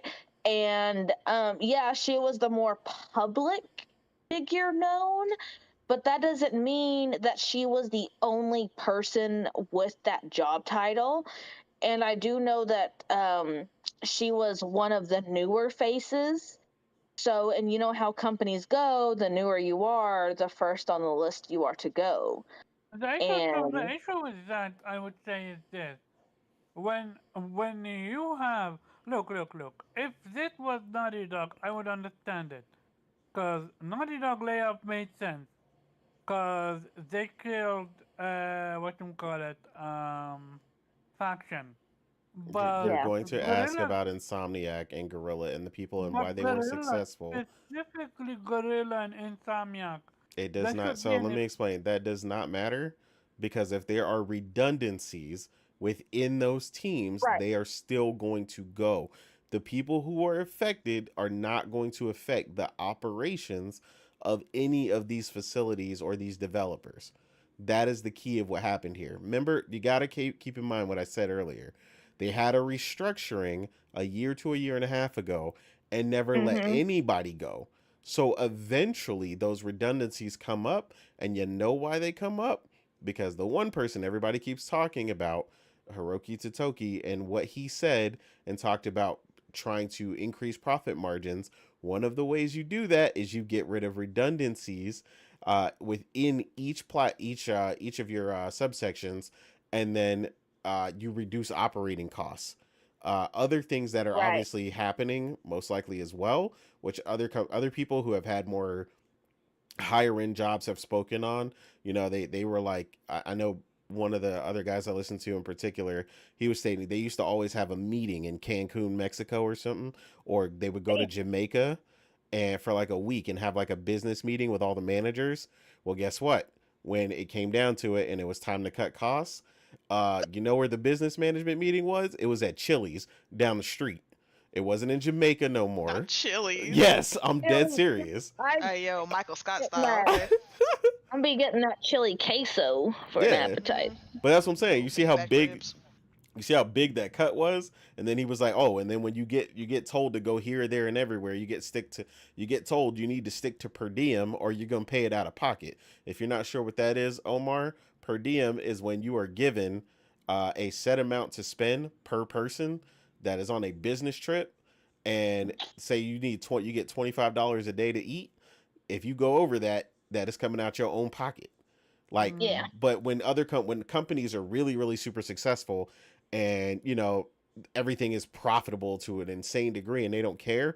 Sometimes they're like, hey, if you go over, no big deal, throw it on the company card, whatever. But Mm. they start tightening up all that stuff the moment like you're trying to rein it in and you're trying to figure out where all the overhead is coming from. Essentially, what's happening, regardless of what it looked like, PlayStation kept everybody who is essential to get the job done while increasing profit margins without sacrificing the products that they're building. That is why that wording or that phrasing was used. And like, what I'm saying, like Kay said, the Chantel person, she was a social media manager. You don't need 12 people like that. Hell, Right. right now, Horizon don't need no one doing that. Right. Like, Actually, it does It because sounds like the PC everybody version is is getting released. yeah, but they don't. That's a tweet. You don't need a whole manager to toss out a right. tweet because you're getting a couple tweets, a couple hype tweets. You don't need that, and someone else can consolidate that from another position. So I mean, someone else who is over another small studio, like that's not much tweeting and much promotion to go crazy, because PlayStation's gonna do the majority of that, and then Gorilla might say a couple things here and there, but that's really about it. And then they'll tweet when there's patches, and other Mm. than that, the Gorilla account's going to be quiet. You know what I What do mean? you want to say, Kay? No, I was just gonna say it just sounds like the industry as a whole is cutting as much fat off as possible. Exactly. I And think and they I and they and they have to, right? The thing that people keep forgetting, right? They're not just paying for development, right? Like the Right. thing I said about per diem and stuff goes further. A lot of these places, and we've all seen it, where they work look amazing, right? Right. They get lunch in house. They don't have to bring their own lunch half the time in a bunch of these places. They got a fully staffed kitchen, all this other stuff. Well, look, hey, yo, kitchen gotta go. Everybody can bring ham sandwiches from now on. You know what I'm saying? Hey, look, what would you rather do? Would you rather have to bring your own lunch, or would you rather get your $150,000 salary cut? You know what I'm saying? You'd rather bring your own lunch.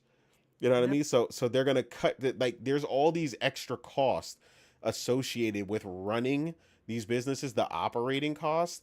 Like somebody joked recently that they got told they were removing the coffee machines, from their job, and they were like, wait a minute, are you guys removing them at corporate? And one of the managers, this person was a manager, and they went, they had to go to meetings for corporate, and they were like, man, them motherfuckers still got, they still got coffee machines up here.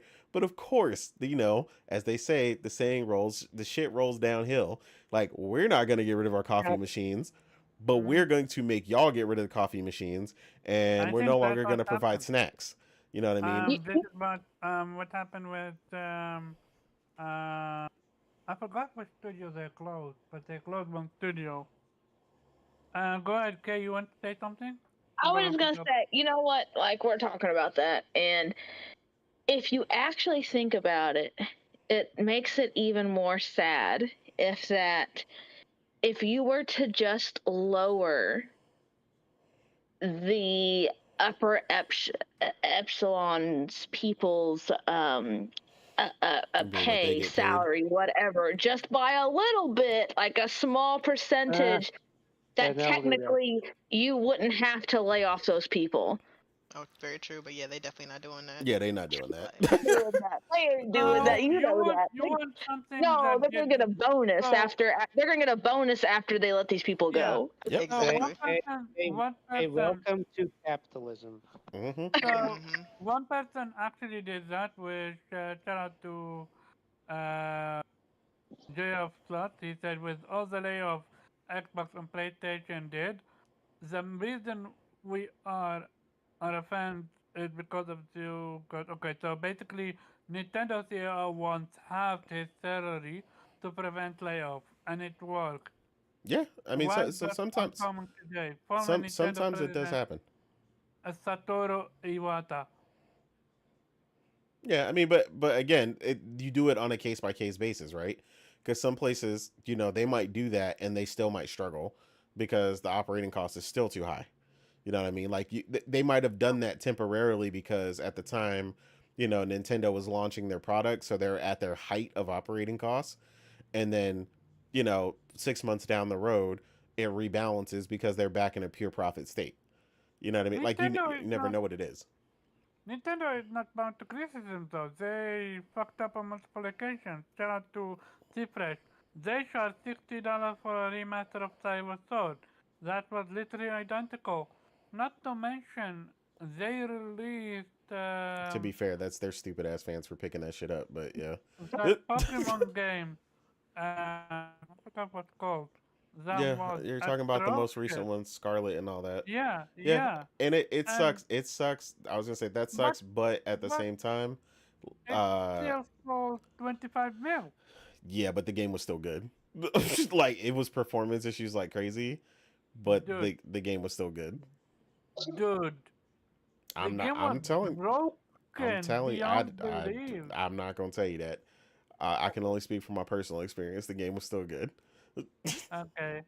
Um, with that being said, I want to say, and this is my opinion, PlayStation have put themselves in a tough position here. Here's why. Um, they closed Japan Studio. Japan Studio did Gravity Rush, did Shadow of the Colossus, and stuff like that. And amazing games, all of them, but they didn't sell. I don't know if I'd say the word amazing, but yeah, go ahead. So you're telling me Shadow of the Oh Colossus man. is not amazing? I like Shadow of the Colossus, but I'm not gonna say any of those games are amazing from a sales Oh, standpoint. I never said from a sale. I said from a game The standpoint. game was good during you got to remember that game came out during the PS2 generation, But so we're a long way from yeah, that. but so What have you done for then me lately? Remember how that oh, works. so by that definition, wouldn't Xenogears not uh, be your game of the generation or game forever? Did Japan That is Studio not the help with conversation, sir. Bloodborne? One person, I one don't. second. Yeah, Oh, there you What go. did he yeah, they We say? did. told you. They did. They Yeah, they were I there. know They they did a lot supported. of side work. I know when they weren't making a game, they did a lot of extra work helping with other studios. Okay. My issue is you are comparing it to now. No, Shouldn't you compare it they to didn't back get then? cut. They didn't get cut when they made Shadow of the Colossus. Like, let's not play No, that. no, they got cut after getting destroyed with what's that guy's name? Oh my God, the one with Trico. Yeah, Yes, Oh, ex- you mean the The Last Guardian. the Last Last Guardian. Guardian? Yeah. yeah. Yeah, Yeah, but that wasn't made by Japan Studios. yeah, the Last Guardian killed the studio. Yeah, yeah, I That, agree. no, But no, I'm not saying sadly, kill. I said Last Guardian was never made by Japan Studios. That was an external studio that made it. wait, really? So Really. why the fuck did it count on Japan Studio? I, I, I think they started it, but then it never came to fruition. Eventually, it was finalized by an external studio that was founded, I think, by one of the Damn, guys who worked on it. that Yeah, they're that I didn't listed. know. They're listed Yeah, it's as a like developer of it though, so they did work on it's it at like Yeah. some point. by Gen Also, Gen another game Design I or whatever. truly love, Gravity Rush, which didn't sell as well. We're never gonna get Gravity Rush 3, sad. But we are getting a movie. Like that. So my issue is this, yes, they're now outsourcing in small games like Kana, like we're not getting what's that game name? Um, Stellar Blade, uh, yeah, Celebrate. Thank you very Lost Soul much. Aside. Lost Soul Aside. I'm Don't, ready no, for Stellar Blade. no. I'm Lost ready Hmm. for Soul those Aside stinks. is Rise of the Ronin. Lost Soul Aside is another Last of Guardian situation. We're I mean, not we gonna we talk ain't there about yet. that. I ain't gonna do all that. We ain't there I yet. mean, how long has it Anyway, been continue about your that? point. Beyond that, continue your point. It's Yeah, irrelevant. It it I it, it don't. fit the narrative. Yeah, I'm. So they're outsourcing small games, but them Well, making they them. are promoting and bringing those games into the fold and helping Yeah, them into promoting yeah. This them is what and I making said. them bigger than what they were. Outsourcing. Is that not what outsourcing means? They're not outsourcing. Outsourcing would be a project that they had that they created and then they pulled in a team externally to actually develop it. That's outsourcing. Mm, okay. Yeah. So they're buying, not buying, they're using uh, someone else's IP, smaller games, and bringing them to the fold. What Yeah, Denise they're said. they're strengthening second Yeah. and or third party relations with new and upcoming developers and assisting them with getting on the platform So that is we PlayStation. we know not one but two, if not more, live service games got cancelled. We know As they Twisted should. Metal one got Hmm. cancelled.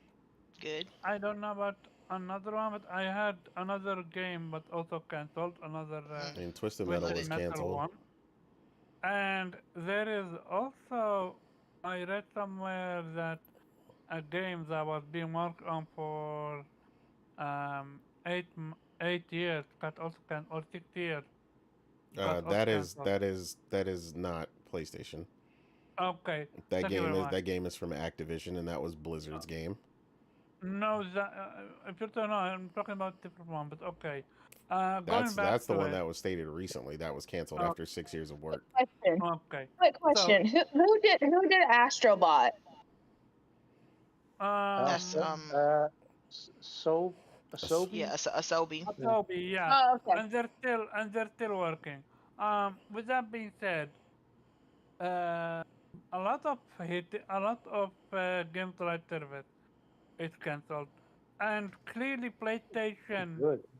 Hmm. are switching switching tactics again, Yeah, you got to and stay the fluid. question, as they should, yeah, yeah, yeah.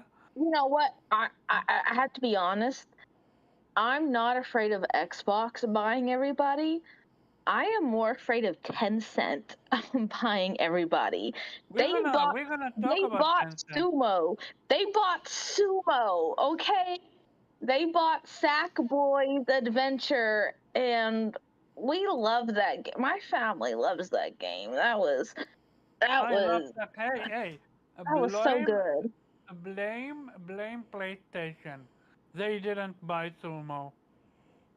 I know. Yeah, Sackboy what do you Adventure. mean, Blade? I Sackboy, cried when they said Tencent bought Sumo, and Yeah, I'm Sackboy like, Adventure no, is I need more amazing game. Sackboy's Adventure. Yeah, yeah, yeah. but to be That, fair, Sumo also made Crackdown 3.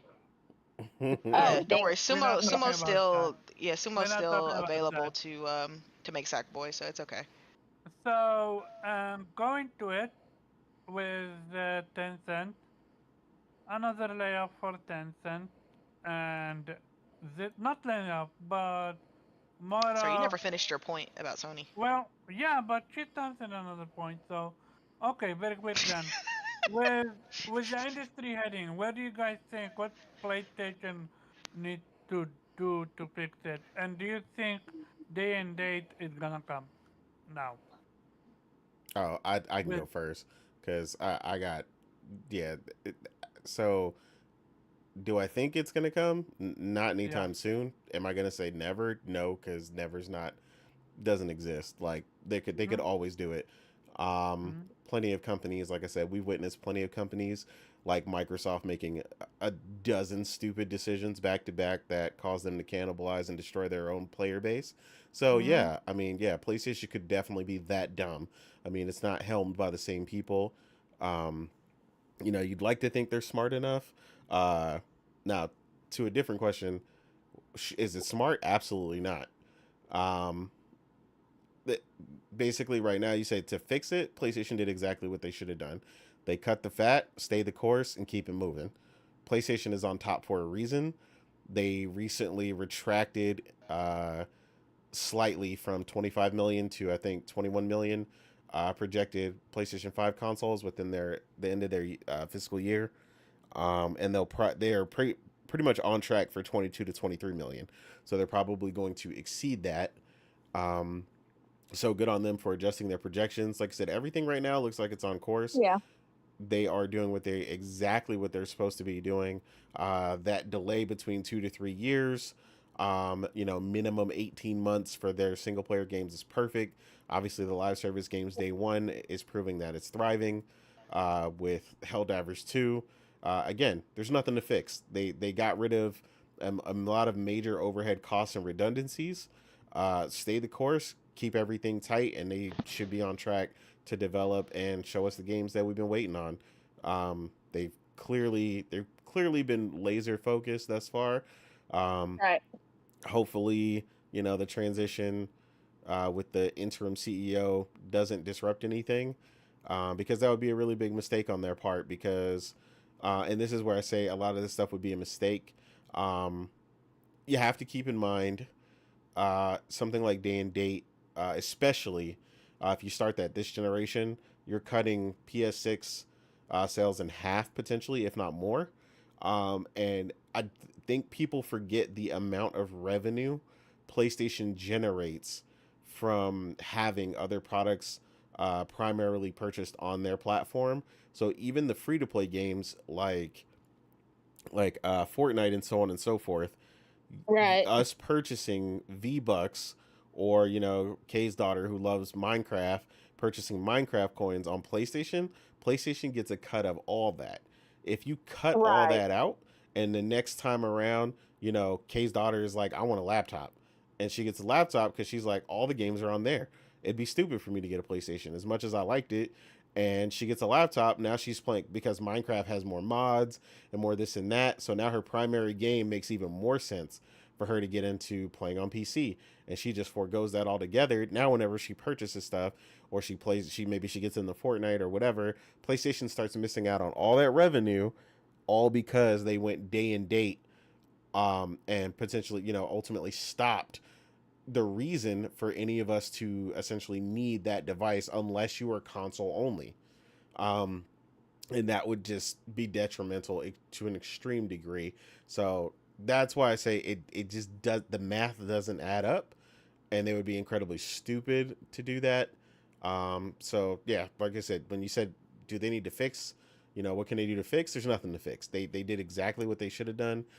Recently, like I said, it's sad to see it happen. None of us wanted to see anybody let go, but the reality is people are pretty well aware when their position is rather redundant, especially after restructurings. It's never fun. It's never good, especially during a Right. time like this.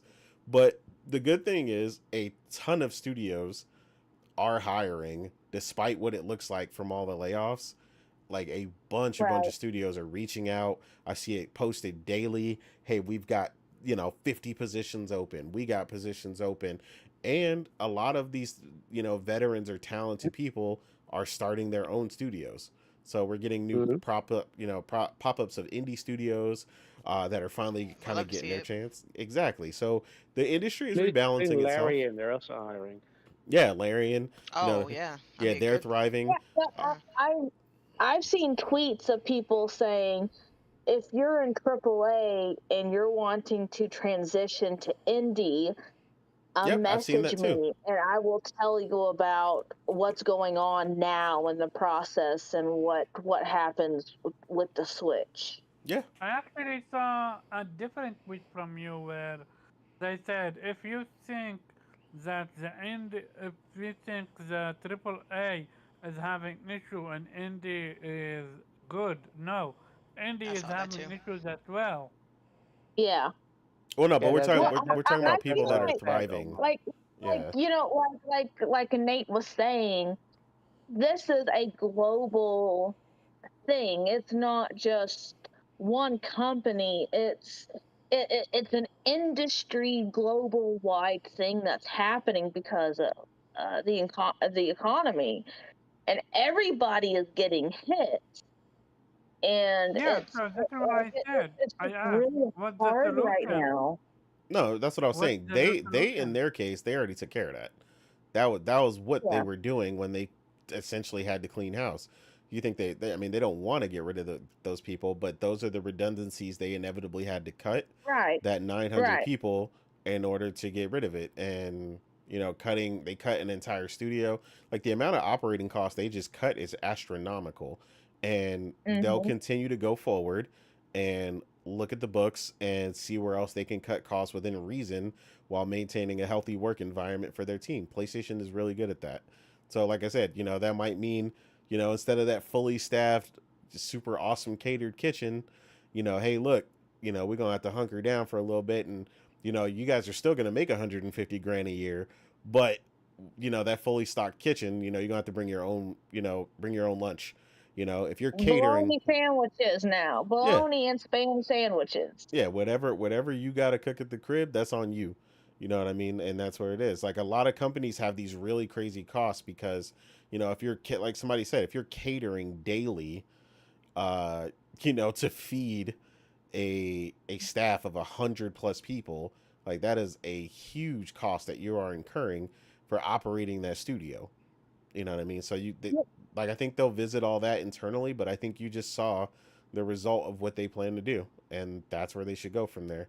I think day and date is not the answer. It is actually the opposite of that, because based on the revenue that you would lose, they would essentially come out with a negative on the revenue. So as opposed to, the billion or so that they make, they'd be looking at, someone recently did the math and it was spot on. It was beautiful. Um, but like the 1.4 billion or something they make, they would be exchanging that for about $400 million instead, like 493 million or something. It was phenomenal. I can't begin to explain the mathematical work, but it was wonderful. Trust me. So, Okay, but going back to it, apparently, um, yeah, so you don't think the industry, but here's the thing, you have shout out to Sean Layden, he said it, and now we read it multiple times that, uh, quadruple quote word, triple A games just cost too much. no, that's bullshit. So, You cannot tell me that when yeah, yes, AAA games cost too much when you fucking suck and you make trash ones that nobody want to play. PlayStation's but, problem is not that. We just finished talking about Spider-Man 2 selling over 10 million in under 4 Right. months. Like, no, that is not their problem. The industry, other people's issue, is creating $150 million project like Immortals of Avium and expecting that shit to sell. That is where that issue is. That is not PlayStation's issue. Now, hold I does up don't. though, PlayStation need I other thought. games? Yes. Immortal of Avium was a new.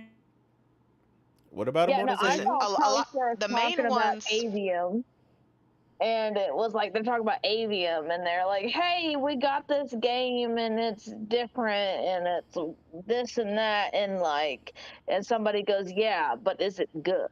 Yeah. You And you know, played it? I played the demo and it's great. I had fun. But The- listen, I'm the just saying, problem. Go ahead, Kay. Yeah, go No, ahead, go go ahead. ahead. No, go ahead, Kay. Finish You no, finish what played you're it no, no, with saying. no, Morgan. no, I haven't played it. I'm not judging the game. I am not judging the game. I'm just telling you, there was a post that I saw where somebody had said, "Yeah, but is the game good?" And like, if you just generalize that with other games that had a big budget but ended up tanking, then then you can relate to that with the games that you've played that were supposed to be good because it had a big budget and big marketing, but they ended up falling flat. Like, there is a game that I feel like everybody could relate with that, and that's the point. yeah. And get you on that end. What were you gonna say, Morgan? Yeah, go ahead, Morgan. No, I was just basically gonna just say what Kay said. The problem is, it's not AAA. The problem is these publishers and companies keep spending exorbitant amount of monies on AAA's hundreds of millions of dollars, And then, like Kay said, a lot of them are mid to bad, and it's they're like, oh man, it's the problem is it's single player AAA games. They just don't sell. Like, no, the top 10 games of 2023, like most of them were single A AAA games. That's not an issue. That's not the issue. The problem is these companies and publishers making these AAA single player games or live service games, and they're just not fucking good. They're not Facts. fucking good. They're mid, they're bad, and then they're like, oh, the problem isn't the game, the problem is the no, no, no. The problem is your fucking game. Because PlayStation doesn't Yeah. have that problem. PlayStation sells their games. PlayStation sells more games than most third-party fucking publishers who Facts. sell to multiple platforms, right? PlayStation can outsell to their one platform more than most people or most publishers can sell to multiple different Xbox, PlayStation, PC, Switch, whatever, right? They outsell them all the time. So that's not the issue. The issue is quality control. They Right. think, oh, I can just make a AAA game. I can spend hundreds of millions of dollars and I can say, look, guys, here's a single player game. You should buy it. And there's just like no quality control whatsoever. Like, and or it'll just be okay. Like it's mid. Like you're asking people to invest $70, right? That's the new price, right? Of AAA single player games. $70 into something that is not like if you're charging premium price, people want a premium product. So if you're just gonna charge $70 for mid, people are gonna be like, oh, I'll pass. I'll wait for a sale, or I just Yeah. won't buy it Exactly. at all, or I'll wait for it to come to I PS Plus or agree Game Pass. with your last point, which Yeah. is um I believe that games shouldn't be 70 or 60. They should price at what your quality is. Eh, yeah, I'm okay with games charging 70 that are worth $70. The problem is everybody thinks their damn game is worth $70, and they're Yeah, not. that's what, like, for example, Helldivers 40. Yeah. Perfect. Let me Uh, give you an example. Do you know what my game of the year was for 2023? Oh, yours is Lies of P, something, right? something with a lot of boobs, I think. Mine was Lies of P. Yep. Lies It of P, was okay. a Korean studio, and this was their first big single player title. I Hmm. think they did some kind of MMO or something before this, but other than that, this was like their first big single player game. It's a Souls like game, Hmm. and it was the graphics were beautiful, the gameplay like was beautiful. Um, I didn't have any glitches or bugs on like day one or anything. It was technically sound. It felt good to hit, and it felt good Pause. to parry. And it was so I had an amazing time with it. And I know there's a DLC coming, and I'm so fucking Oh, excited nice. for it. And it's just like it's not a big it's not a big studio, not a big developer, not a big publisher. It was just a good solid game from a team that was solid, and they knew what they wanted, and they put it out there, and it was See, beautiful. that's the point, and I think that's something that people misconstrue. What Kay brought up a really good point. It's a smaller studio, double A games, and we've seen like many small studios or not necessarily small, but games or studios that make double A games that have been successful, right? With Helldivers, Power World, Right. and then Lies of P, stuff like that, right? And people associate that, well, oh, the correlation. Oh, well, then that's what the industry needs to do. They need to make double A games. And like, that's not why that game was good. The game is not good because it's a double A game. The game was good because a passionate studio made a great game that they cared about. That's why Exactly. the game, a talented studio came together. They made IP. You can tell the passion was there. You can tell the love was there. And because of that, and because it's a project they wanted to make, it turned out fantastic. And that's the key to a successful game. Not, oh, it needs a certain budget. Oh, it needs X budget in order to be good. Oh, it needs a smaller budget. Oh, it needs to be double A. Oh, the team only needs to be 100 people. No, there's no certain or perfect number. There's no X that equals good great game. It's Okay. because a great team came together and made a passion and had passion and made great fucking game. It doesn't matter if it's triple A, single A, double A. It just has to be it just has to be a quality game. And I feel like Also, people are misconstruing that. also, you have luck. You need to have luck. I will go to Prince of Persia Golden Crown or whatever the name called. The game great, and it still sold like shit. That's what I'm saying. It's like great games can also not sell. So it's like double A doesn't equal, oh, it's going to be great and the people are going to love it and everybody's going to run to it and it's going to be a great seller. Like, because that's been Ubisoft's best game in fucking years. And And unfortunately, it's just still, not it didn't. selling well. And what it's gonna do, it's gonna make them not to want to make a sequel. Well, no. Yes. What they need to do is better market research And and marketing, release. yeah. Yeah, But they the, released a demo. no. That's not the point. That doesn't equal marketing, no. So you have to know the marketing research tells you what is the outlook for the genre you're releasing the game in.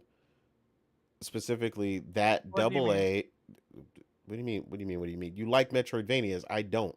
How many people do you know in your timeline that love Metroidvanias that bought that game day one? Like there's there Mm, versus all the other games you see them playing on your timeline. Look at it in comparison to Helldivers.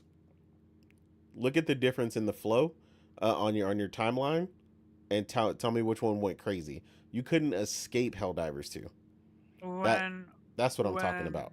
when my timeline was all of it to Prince of Persia.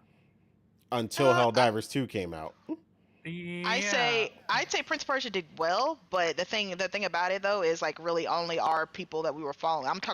He's talking about like everybody, right? Yeah. Like people you follow, sure, because they're like hardcore gamers and so they play the game. But Helldivers went beyond us and our group of people that we follow, and like it went beyond that, right? It was TikTok. It was everybody was playing is playing Helldivers, and Mm, Prince of Persia didn't have that, Yeah, and you even at its gotta height.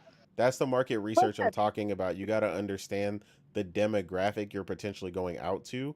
Like we talk about it all the time. You could release an amazing platformer game and it go nowhere because it's not freaking Mario. Like Hmm. you yeah, but this is you gotta what know happened that. with what happened with whatchamacallit, the new Metroid. It released, it did so well. Yet a game Exactly. like whatchamacallit, Prince of Prince of Persia. Persia, also That's Yeah, and that's what I Metrovania mean. you got to have that name, yeah, attached to name. it, or great marketing Or you gotta or go crazy with something. the marketing, yeah.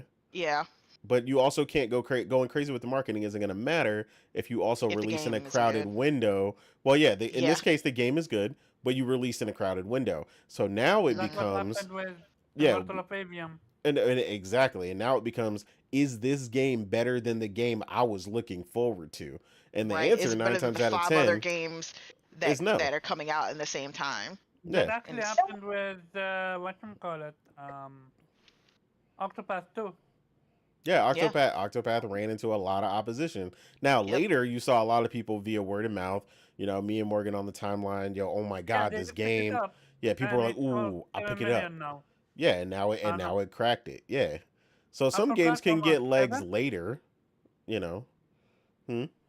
I forgot if it sold 7 or something, but it did sell the same amount of the previous one, Yeah, which is, they sold like over like 1.5 million or something by now. yeah. So the game is doing solid, and that game, as you know, does it. The budget on that game is not insane, so that Hmm. game, of course, is now already profitable. Profitable. Yeah, Hmm. so you just got to be careful about that stuff, and it sucks because sometimes your game happens to be ready when it's onslaught season, and I mean, let's I be honest, right now it's crazy. Yeah, it's like the end of the day. I think the budget of your game doesn't matter, like whether it's 100,000 or 500 million. But you have to say, okay, if we're gonna spend 500 million, are we gonna make that back? That's the real question. Exactly. Is okay. is the Uh, game good enough to make that back and then some? okay, so let me ask you this. I'm going there. Dragon Okay. Dogma 2 versus Rise of the Ronin. Which one is gonna sell more, and which one is gonna get undercut? What is the other one? You said Rise of Ronin So, versus so what two? Dragon's Dragon Dogma. Dogma 2 versus Rise of the Ronin. I think because of the popularity of Dragon Dogma, that Dragon's Dogma is probably going to do better. Rise of the Ronin is a new IP. I Yeah. agree with Morgan. New IPs are harder to sell than a beloved sequel, or like, So yeah, let's like Dogma. It's like say, it already has a fan base, so it's kind of like when you have a fan base, you're pretty much guaranteed those numbers that the oh, last game did. Hmm. so who is then at fault? Let's say Rise of the Ronin doesn't do well. Amazing game. It just release window was No, terrible. Yeah, I don't think so. there's a difference between a game not doing well and a game not reaching the same number as another game that has popular predecessors. Does that make sense? Yeah, because the question is, what is their goal to reach? Because we don't know what they're like. Yeah, we don't know what Maybe there is. selling 2 million is great for them. The Maybe. goal, yeah, right. The goal is success and profit margins. That's the Hmm. goal. That's So it's Yeah. gonna like, be a very so interesting let's say one. Dragon Dogma, they announce like, I don't know, in the coming up months after that it sells, I don't know, 3 million or something. Like I was I'm gonna just say putting a number three out there. 3 million. And then let's say Rise of the Ronin, they come out at the same time or a little bit time after, and they say, oh, we sold like one. And we could say, oh, obviously, Dragon Dogma did, sold more than Rise of the Ronin. But we don't know, one, we don't know the budget of Rise of the Ronin versus Yeah, Dragon Dogmas. We don't know because every company has a projection of what money, like what sales they want to reach. Like maybe 1 million was larger than their goal. Maybe it's less. We don't know what their I feel you definition of on that then. success is. Yeah, Yeah, trust me, the budget for Dragon's Dogma is is considerably definitely bigger. higher Yeah. than Rise of the Yeah, Ronin. Yeah, I absolutely. know the budget look way higher than Rise of the Ronin. Yeah, so I One think thing that's for that's sure. better the better question. And then like you said, it's also how's it gonna do. We don't know how Rise of the Ronin is gonna review yet. But like you said, hypothetically, if Rise of the Ronin is at a 9.5, that's coming towards the end of the saturated like releases, and it's Hmm. gonna people will pick it up. It'll sell. So if it releases to high remarks like that, it'll sell. It might not be day So, one, but within its release window, I think they'll break 1 million easy, and they'll just continue to go up from there. okay. And one last thing, in my opinion, and I'm gonna go to actually Weeb because he's been silent. Oh yeah, Um, sorry, Weeb. no, he's Weeb, always free to talk Weeb is silent but because he's deadly. gaming.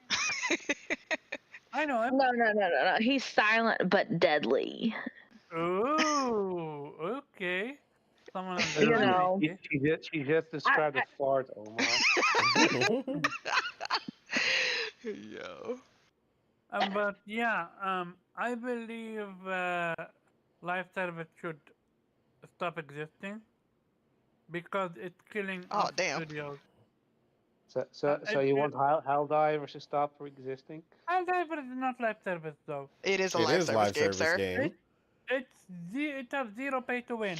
That's not what a That's live not service live game service is. is. That's not the definition of a live service, Yeah. sir.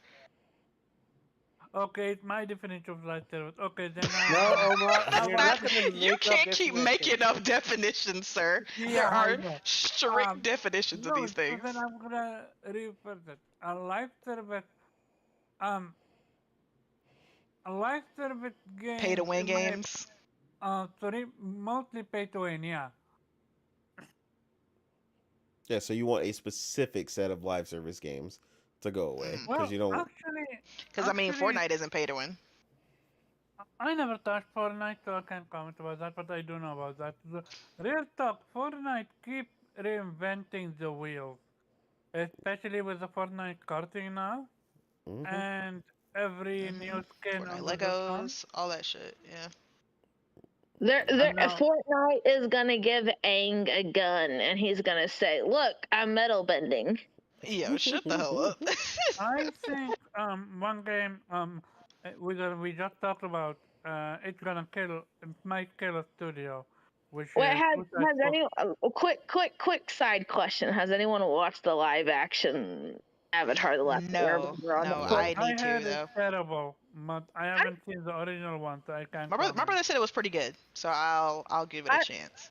I'm afraid to watch it. Okay, Omar, you should definitely 1000% watch the original Avatar: The Last Airbender Lady, when I have time. cartoon, but it has like this anime type style. It's almost like Yeah, one of the first Western anime styles I saw a tiny series. clip of it with one woman fighting another woman, and she uses metal as armor.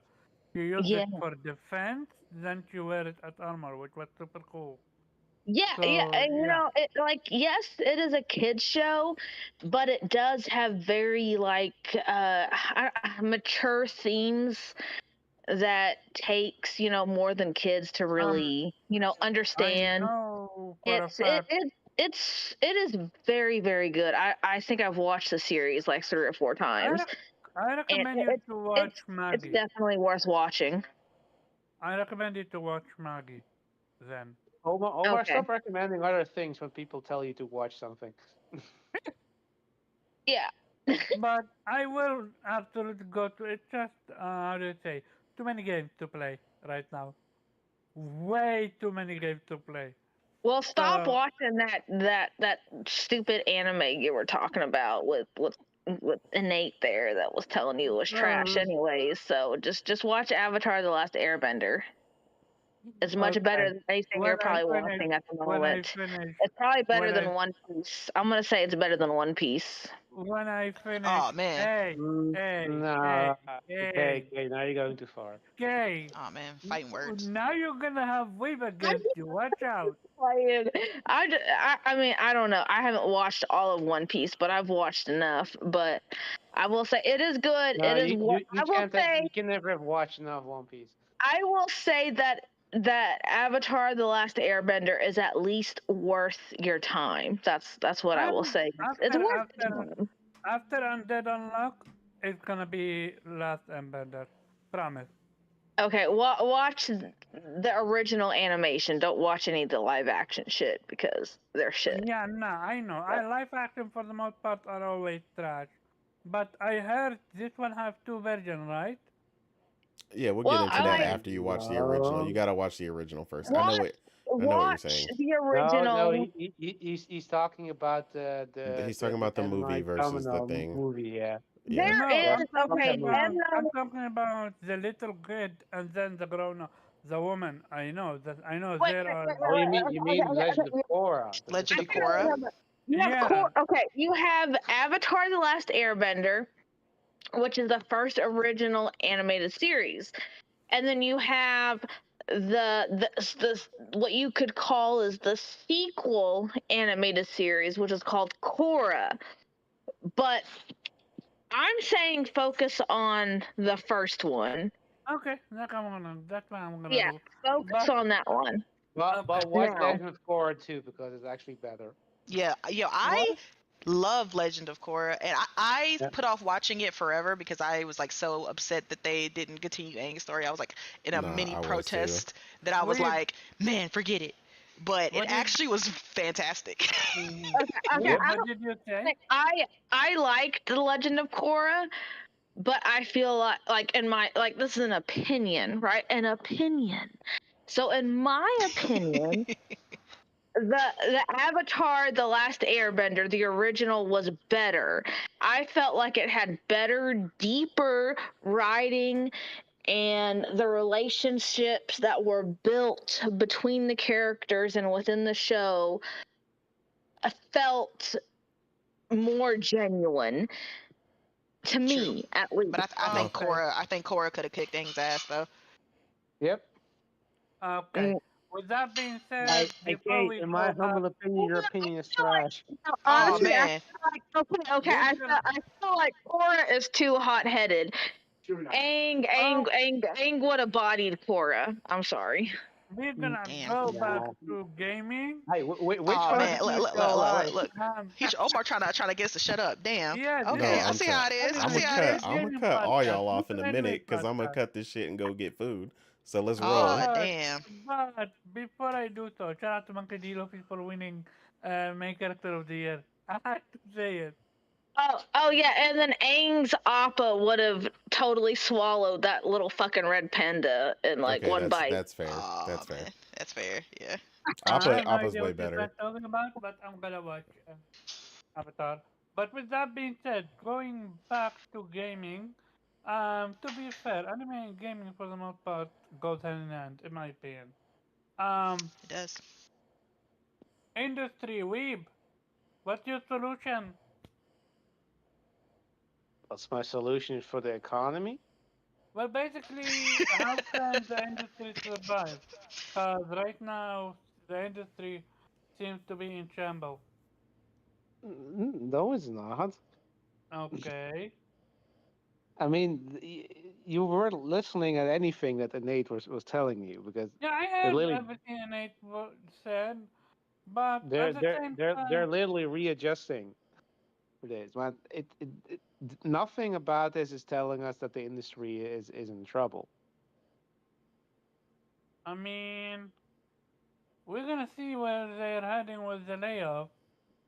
Cause Yeah, but just here's the thing. Yes, they're having massive layers, and it's fucking awful. But like Nate said, there are some where there's companies that have laid off people, there are companies that are hiring people. So until we have like when they everybody's laying off everybody and studios are closing left and right, you can't really say that the industry is in trouble.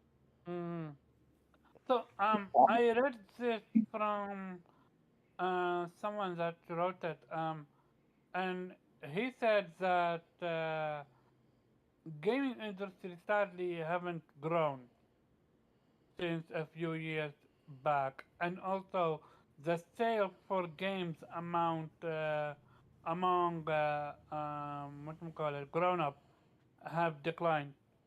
I read that. I need to look it back if I can find the original So one. so the term should be significant growth because it obviously has grown. That should be the difference. People keep trying to say Yep. it hasn't grown. It's Yeah, significant growth. who, I who, mean, who, Okay, who who are you how's talking about? Phil PlayStation Spencer? I'm making gonna look it up. more Which one it is? revenue than they've ever made? Exactly. Like it's Um, actually grown percent wise year over year, just not the rate, not the boom they want. mhm. Yeah, and like somebody stated, like the other issue with some of the ways that they think they want to try and get a hold of these people who are non gamers, like uh my homie Logic said on another podcast, he goes, putting an LCD screen on top of my mother's microwave is not going to make her play the next Uncharted. Like Why that make no they sense? You don't know that. yeah, like no, it does make sense because that's what they keep saying. They're saying Yep. if we get eyes on these things, if we put them on things that they already have in their hand like a mobile phone, it'll make them want to play these games. Death Stranding on iPhone, Resident Evil on the iPhone. I'm like, Exactly. ain't nobody playing them games natively on the phone. I'm No. telling you What right is now, that? phone gamer people who play mobile gamers who play on their phone, they don't care about those type of games, bro. Exactly. It's like Yeah. my mom playing Sudoku is not about to be like, Right. ooh, My that new mom over Death here Stranding look playing lit. Candy Crush is all of a sudden gonna play Resident Evil. Like, come on now. Yeah. So But yeah. yeah. Um, I'm looking. But yeah, I mean, Um, they're always going to tell you the industry hasn't grown because part of the problem for Microsoft specifically, who was one person that stated that, specifically Phil, is because their industry hasn't grown because they have done nothing to entice new gamers over to their platform. So that's why you're seeing the struggle and the We, issues they're running but into. bro, quick resume though. Yeah, quick What do you resume. mean? Oh yeah. Yeah, I hear that What every do you time. mean? Every time somebody says anything negative, they're like, "Yeah, but the quick resume clears their whole catalog." Like, I'm like, Yeah. what? Um, the way they keep listing features as that's like a selling point. Like features are nice. Don't get me wrong. I like features. You know, I love my DualSense. I love the 3D audio. The SSD is amazing. But like, you gotta have the software mhm, to boost that stuff. And a lot of games don't even use quick resume. Like that's the thing. They have to be Hmm. programmed to use quick resume, and a lot of games aren't. So it's just like great feature, but you know, it's not even implemented on most games. So mhm. Absolutely. And you ain't even really seen PlayStation really get started because PlayStation, like I said, on typically on average, starts to do what I call enter their full sprint in the latter half of their third year, and they actually Oh haven't done it God, yet. don't let the Pro have quick resume. Well, no, but we have a version of that already where it Yeah, the little yeah, we just can't slide put table things. 47 games in a holding Hmm. pattern, which mind you, I don't even want to know what kind of memory is being reserved to even manage that. Like Oh where yo, people are like, shout I out, can shout out put to 10 of them. PlayStation for on the news portion of the PS5's home screen got Hi-Fi Rush and big ass bowlers. Yeah, I saw that. So, switching topics, this is them in the whole industry. Saber Interactive, developer of Star Wars Knights of Old Republic remake, will leave Embracer in a 500 million deal to become Slow a cap for that. privately owned company. Beautiful. The biggest move yet in Embracer ongoing cost-cutting initiative. Um, who owns Gearbox? I think Tencent, right? Mm. Gearbox. Yeah, I don't know. No, or wasn't it Embracer. Embracer? I was like, Embracer, right? Embracer Embracer? owns them. Yeah, they're putting them up for sale. If they're, because Honestly, that's the they're best thing they can do. also in sale for living, so it makes a question who's gonna pick them up. Um, as much as I want Gearbox to stay independent, I would love PlayStation to pick them up. Cool. Mostly because of the IP. I don't want the Borderlands IP to die out. No, I Mm, agree. I don't think PlayStation's interested. No, I don't think. I don't think PlayStation would rather go Uh, for they, they, uh, they, um, they, they got they got to ditch Randy first. Oh yeah. Randy. I mean, I would rather have him make a game and do the magic stuff behind the scene. Leave him. Ra- He is not No, hurting no, anyone. Randy's a fucking idiot, man. His biggest fuck up was Colonial Marine. We're gonna move on from it. Like that's so much long time ago. Then they also make Duke Nukem. Oh yeah, and Duke Nukem. Remember? Okay, fair point. Yeah. But So, no, no, no, no. Borderlands, We fucked up plenty of times. Borderlands 3. Aside from the story being terrible, the gameplay is amazing. Aside from the story being Oh, terrible. I It is. mean, That's a yeah, Come big on. it was. aspect, Hey, Omar. hey. You say And that like that's optional. Nate would agree, and Kay would agree. No, I mean I Really, agree because really. I still play Borderlands 3 for years. So Borderlands 3 Oh is man. absolute trash, okay? So the ending where it's like, this girl is on fire. Yeah, but Fucking Kay, what about the gameplay? Is that trash too? No, listen.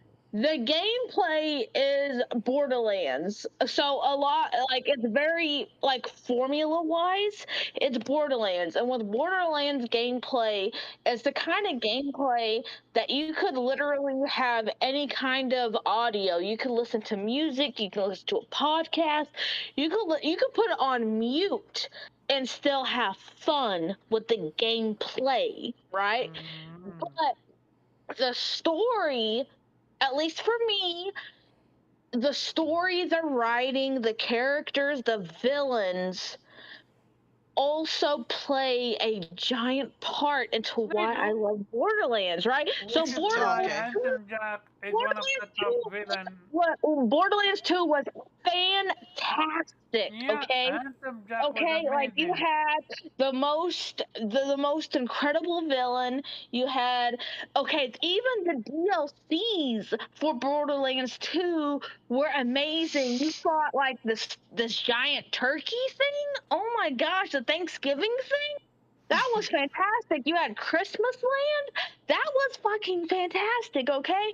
And then you get to Borderlands 3 and it shits on you. You have the stupidest ass characters that try to be what's his name? Handsome Tries to Jack, be Jack. He tries but to they be him, failed but miserably. they're not him. And like these stupid twins are trying to play off of a character from a previous game that they just can't deliver, and it's so cringe. It's so It is cringe. It cringe. makes my anus just fucking tighten up and cry. Okay. I So miss let me ask caveman. you this then.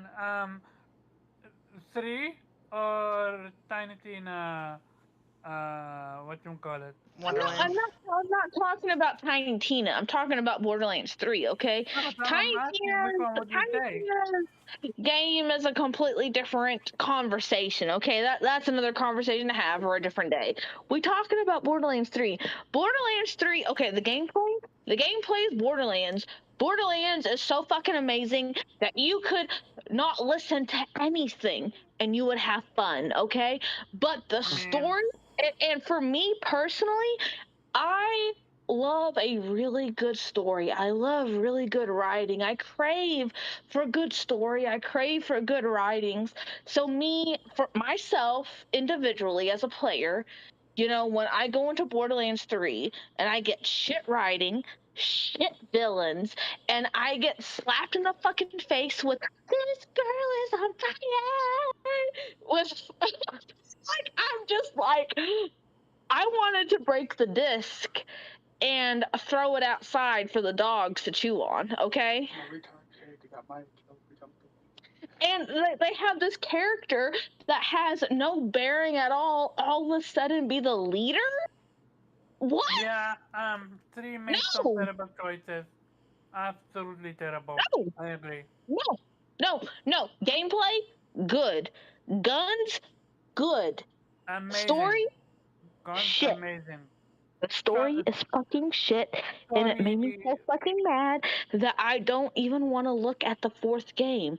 But at the same time, I'm not gonna buy it day one. I will not buy it day one. I am a very Oh Borderlands day man. guy. damn! I'm Yo, not they turned away Kay. That's Wow! crazy.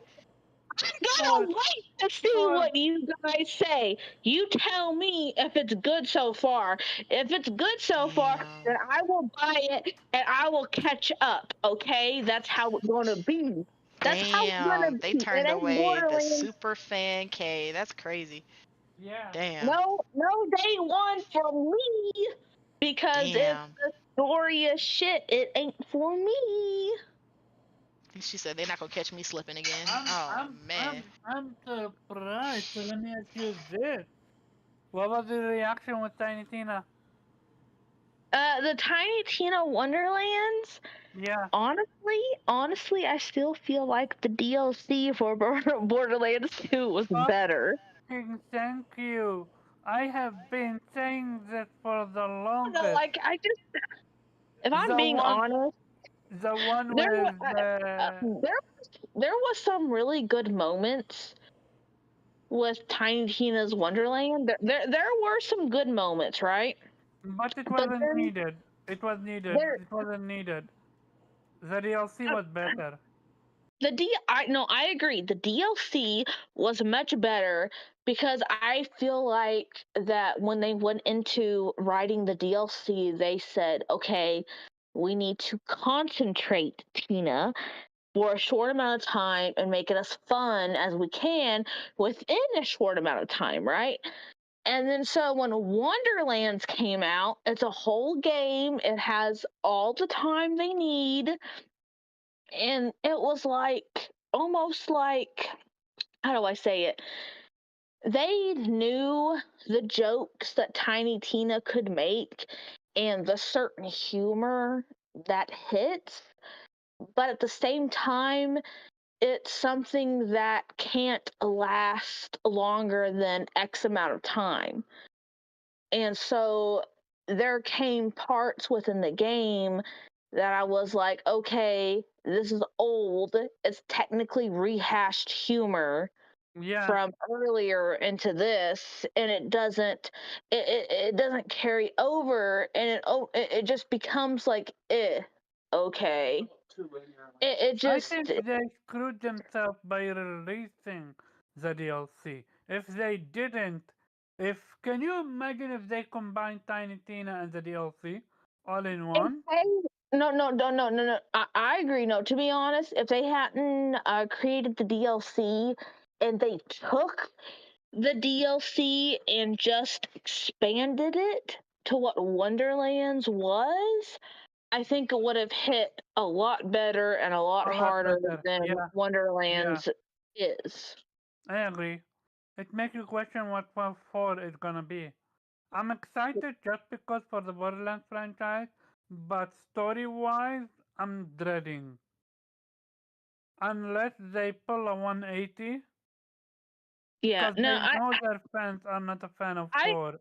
On I 3, will say absolutely. that I've done research over Borderlands, and they lost a lot of they let go and lost a lot of good writers from Borderlands 2 going into Borderlands 3. And I felt like a lot of the new writers they brought on, or the writers that they had at the time, they tried to continue what Borderlands 2 was, but because of who they weren't the people that actually made Borderlands 2 good. They weren't there anymore, that they just couldn't keep that consistency. You know what I mean? And what's what's really sad is, okay, you know Ashley Birch, right? The voice actress for Yeah, Aloy in Horizon. She and has also she, she Tintina. yeah, yeah, she also voiced Tiny Tina. Well, I don't know if you know this, but she has a brother named Anthony Birch. Yes, So I know. I know. I he used was to a watch him writer. on gameplay.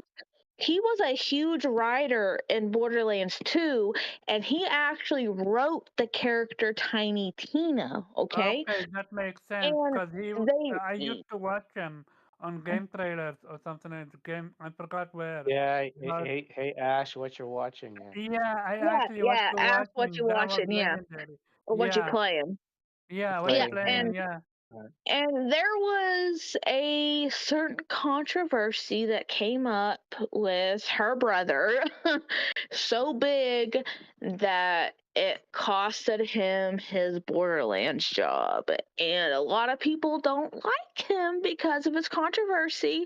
But sometimes it's one of those things where you kind of got to separate the artist from their work, you know?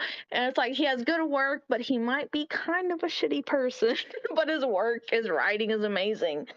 Mm-hmm. And they cut him from Borderlands 3, and Borderlands 1, I felt wasn't that great. Borderlands 2, for me personally, is peak. It's the best Borderlands game. It Borderlands is. 2 is the best. Okay.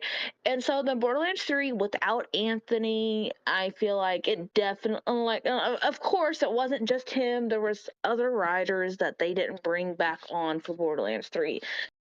And sometimes when you get a really good group of people, like, it's not always just the one person. It can be the group of It's people right multiple. Yeah, yeah, together. yeah. Right. They gotta So gel when in. you don't have that group in the next game, it changes the dynamic and the writing and the impact. And so when they got rid of Anthony and whoever else, you can see it for yourself in Borderlands 3. The feeling and the impact and the dynamic and the writing is definitely, it feels watered down and recycled of what Borderlands 2 was, to be honest, in my opinion, at least. I see. Understand. With that being said, anyone have anything else to add to this conversation? No, we're gonna have a podcast for 24 hours, bitches. Stay awake. Actually, we're gonna have an off-air podcast. Nobody is invited though, which is why it's called off-air. With that being said, let's get to the outro. Weeb, the person that spoke the least today. How are you and what you been playing? Yeah, I No, meant where no, people can find no. Omar, that's you. your fault. My fault? Yeah, because you always talk too much. I never muted you, so you're always welcome to talk. So, where people can find you? You can find me on Twitter as the Weep Sheriff at Infant Rhizome, and yeah, Otter Nation. Otter Nation. Otter Um, Nation. our guest, but he will always be a call. Kay, where people can find you, and shout out for coming through. You can find me at on Twitter or X now. Fucking X. Um, Kaylee1103. I have my profile picture is of a dog with a PlayStation beanie on the head. And I'm playing Divinity Original Sin 2. Um, you can find me there. Um, it's been great being back on here. I'm gonna cry because I missed you guys and I've Oh. had so much You're fun. absolutely missed, but too bad work got first. Yeah, I know. I miss you guys so much, and it's been the most amazing time I've had in a long time. Well, I, I you miss did. Omar and his little antics and thinking he's right all the time when he's not. Oh no. I always take L's, and I have no issue admitting that. I just playing Omar. I love you. I love you. Ah, I fine. if I was a Mormon, if I was Mormon, I would say we all marry and we all live under a house and we take care of each other. Oh God, I Okay. can barely tolerate that man for 3 hours. Us living all together? Oh hell no. No. We could have separate houses. We could be a neighborhood, and take Oh turns okay, yeah, I being can deal with Uh, who that. we can take turns being She said I could. She we said I want could to lock be him with. out at that case. Mhm. um, okay. Morgan, how are you? Where people can find you? Thanks for coming through. Yeah. You guys can find me on Twitter at Chill Bandit. Um, gaming almost done with remake. Ready to see the improvements with Rebirth. So probably next week I'll be able to give my opinion at least on the beginning of the game. Looking So forward to that. yeah, looking Absolutely. forward You to and it. Nate. Hmm. And Nate, where people can find you? Thanks for coming through. Yeah, on Twitter at the real innate. Uh, trying to finish remake as fast as possible, but right now you can't find me nowhere near that bitch because I'm about to go eat. Alright, What fair, what fair. That's what are you absolutely eating? What are fair. you eating? What are you eating? I'm ordering Jamaican food. Jamaican food, Oh damn! lucky little Wait, bastard. Make where's Priscilla? I need my Priscilla. I want to talk to her. She's laying down waiting for me to go get the food. okay. Very quick then. You can find me at Carbon Culture on Twitter. Shout out to everyone that came through. If you're enjoying Rivers, hey, keep enjoying it. Um, I'm having blast with the mini game, the Queen Blood, Blood Queen, something like that. The card game. So far, it's fun. But yeah, great show. Shout out to Kay again for coming through. Yeah, And yeah, go ahead Thank and you. Thank you end for it. not canceling it tonight. I really wanted to yeah, be we a love you. part We of, love you, Kay. No, I would yeah, not the have other missed podcast. Yeah. it. Even if there was no topic, we could just talk gaming. You're always Yeah. welcome. We're not gonna miss that. Absolutely. And one last thing is, can we all just say rest in peace to Sasha? She Oh is, yeah. I actually she didn't is, want to make you sad, but go ahead. yeah, rest in peace to Sasha. She is the face of my Twitter profile. She is the dog in my profile with the PlayStation beanie hat. She was the best dog ever. So sweet, so goofy, and so smart. We used to call her the food whore. She stole a pan of bacon one time that was supposed to be for us. You know. Aw, we love She you, she was Sasha. the best. She was Rest in peace, Tasha. our protection. She protected us, and she was also our comedic relief in times that we needed to laugh. And she was a great comforter. And then she also became the picture of my personality for Twitter Yeah, slash X. that is how you immortalize that by being your profile picture. Shout out to Yes. that. Rest in peace.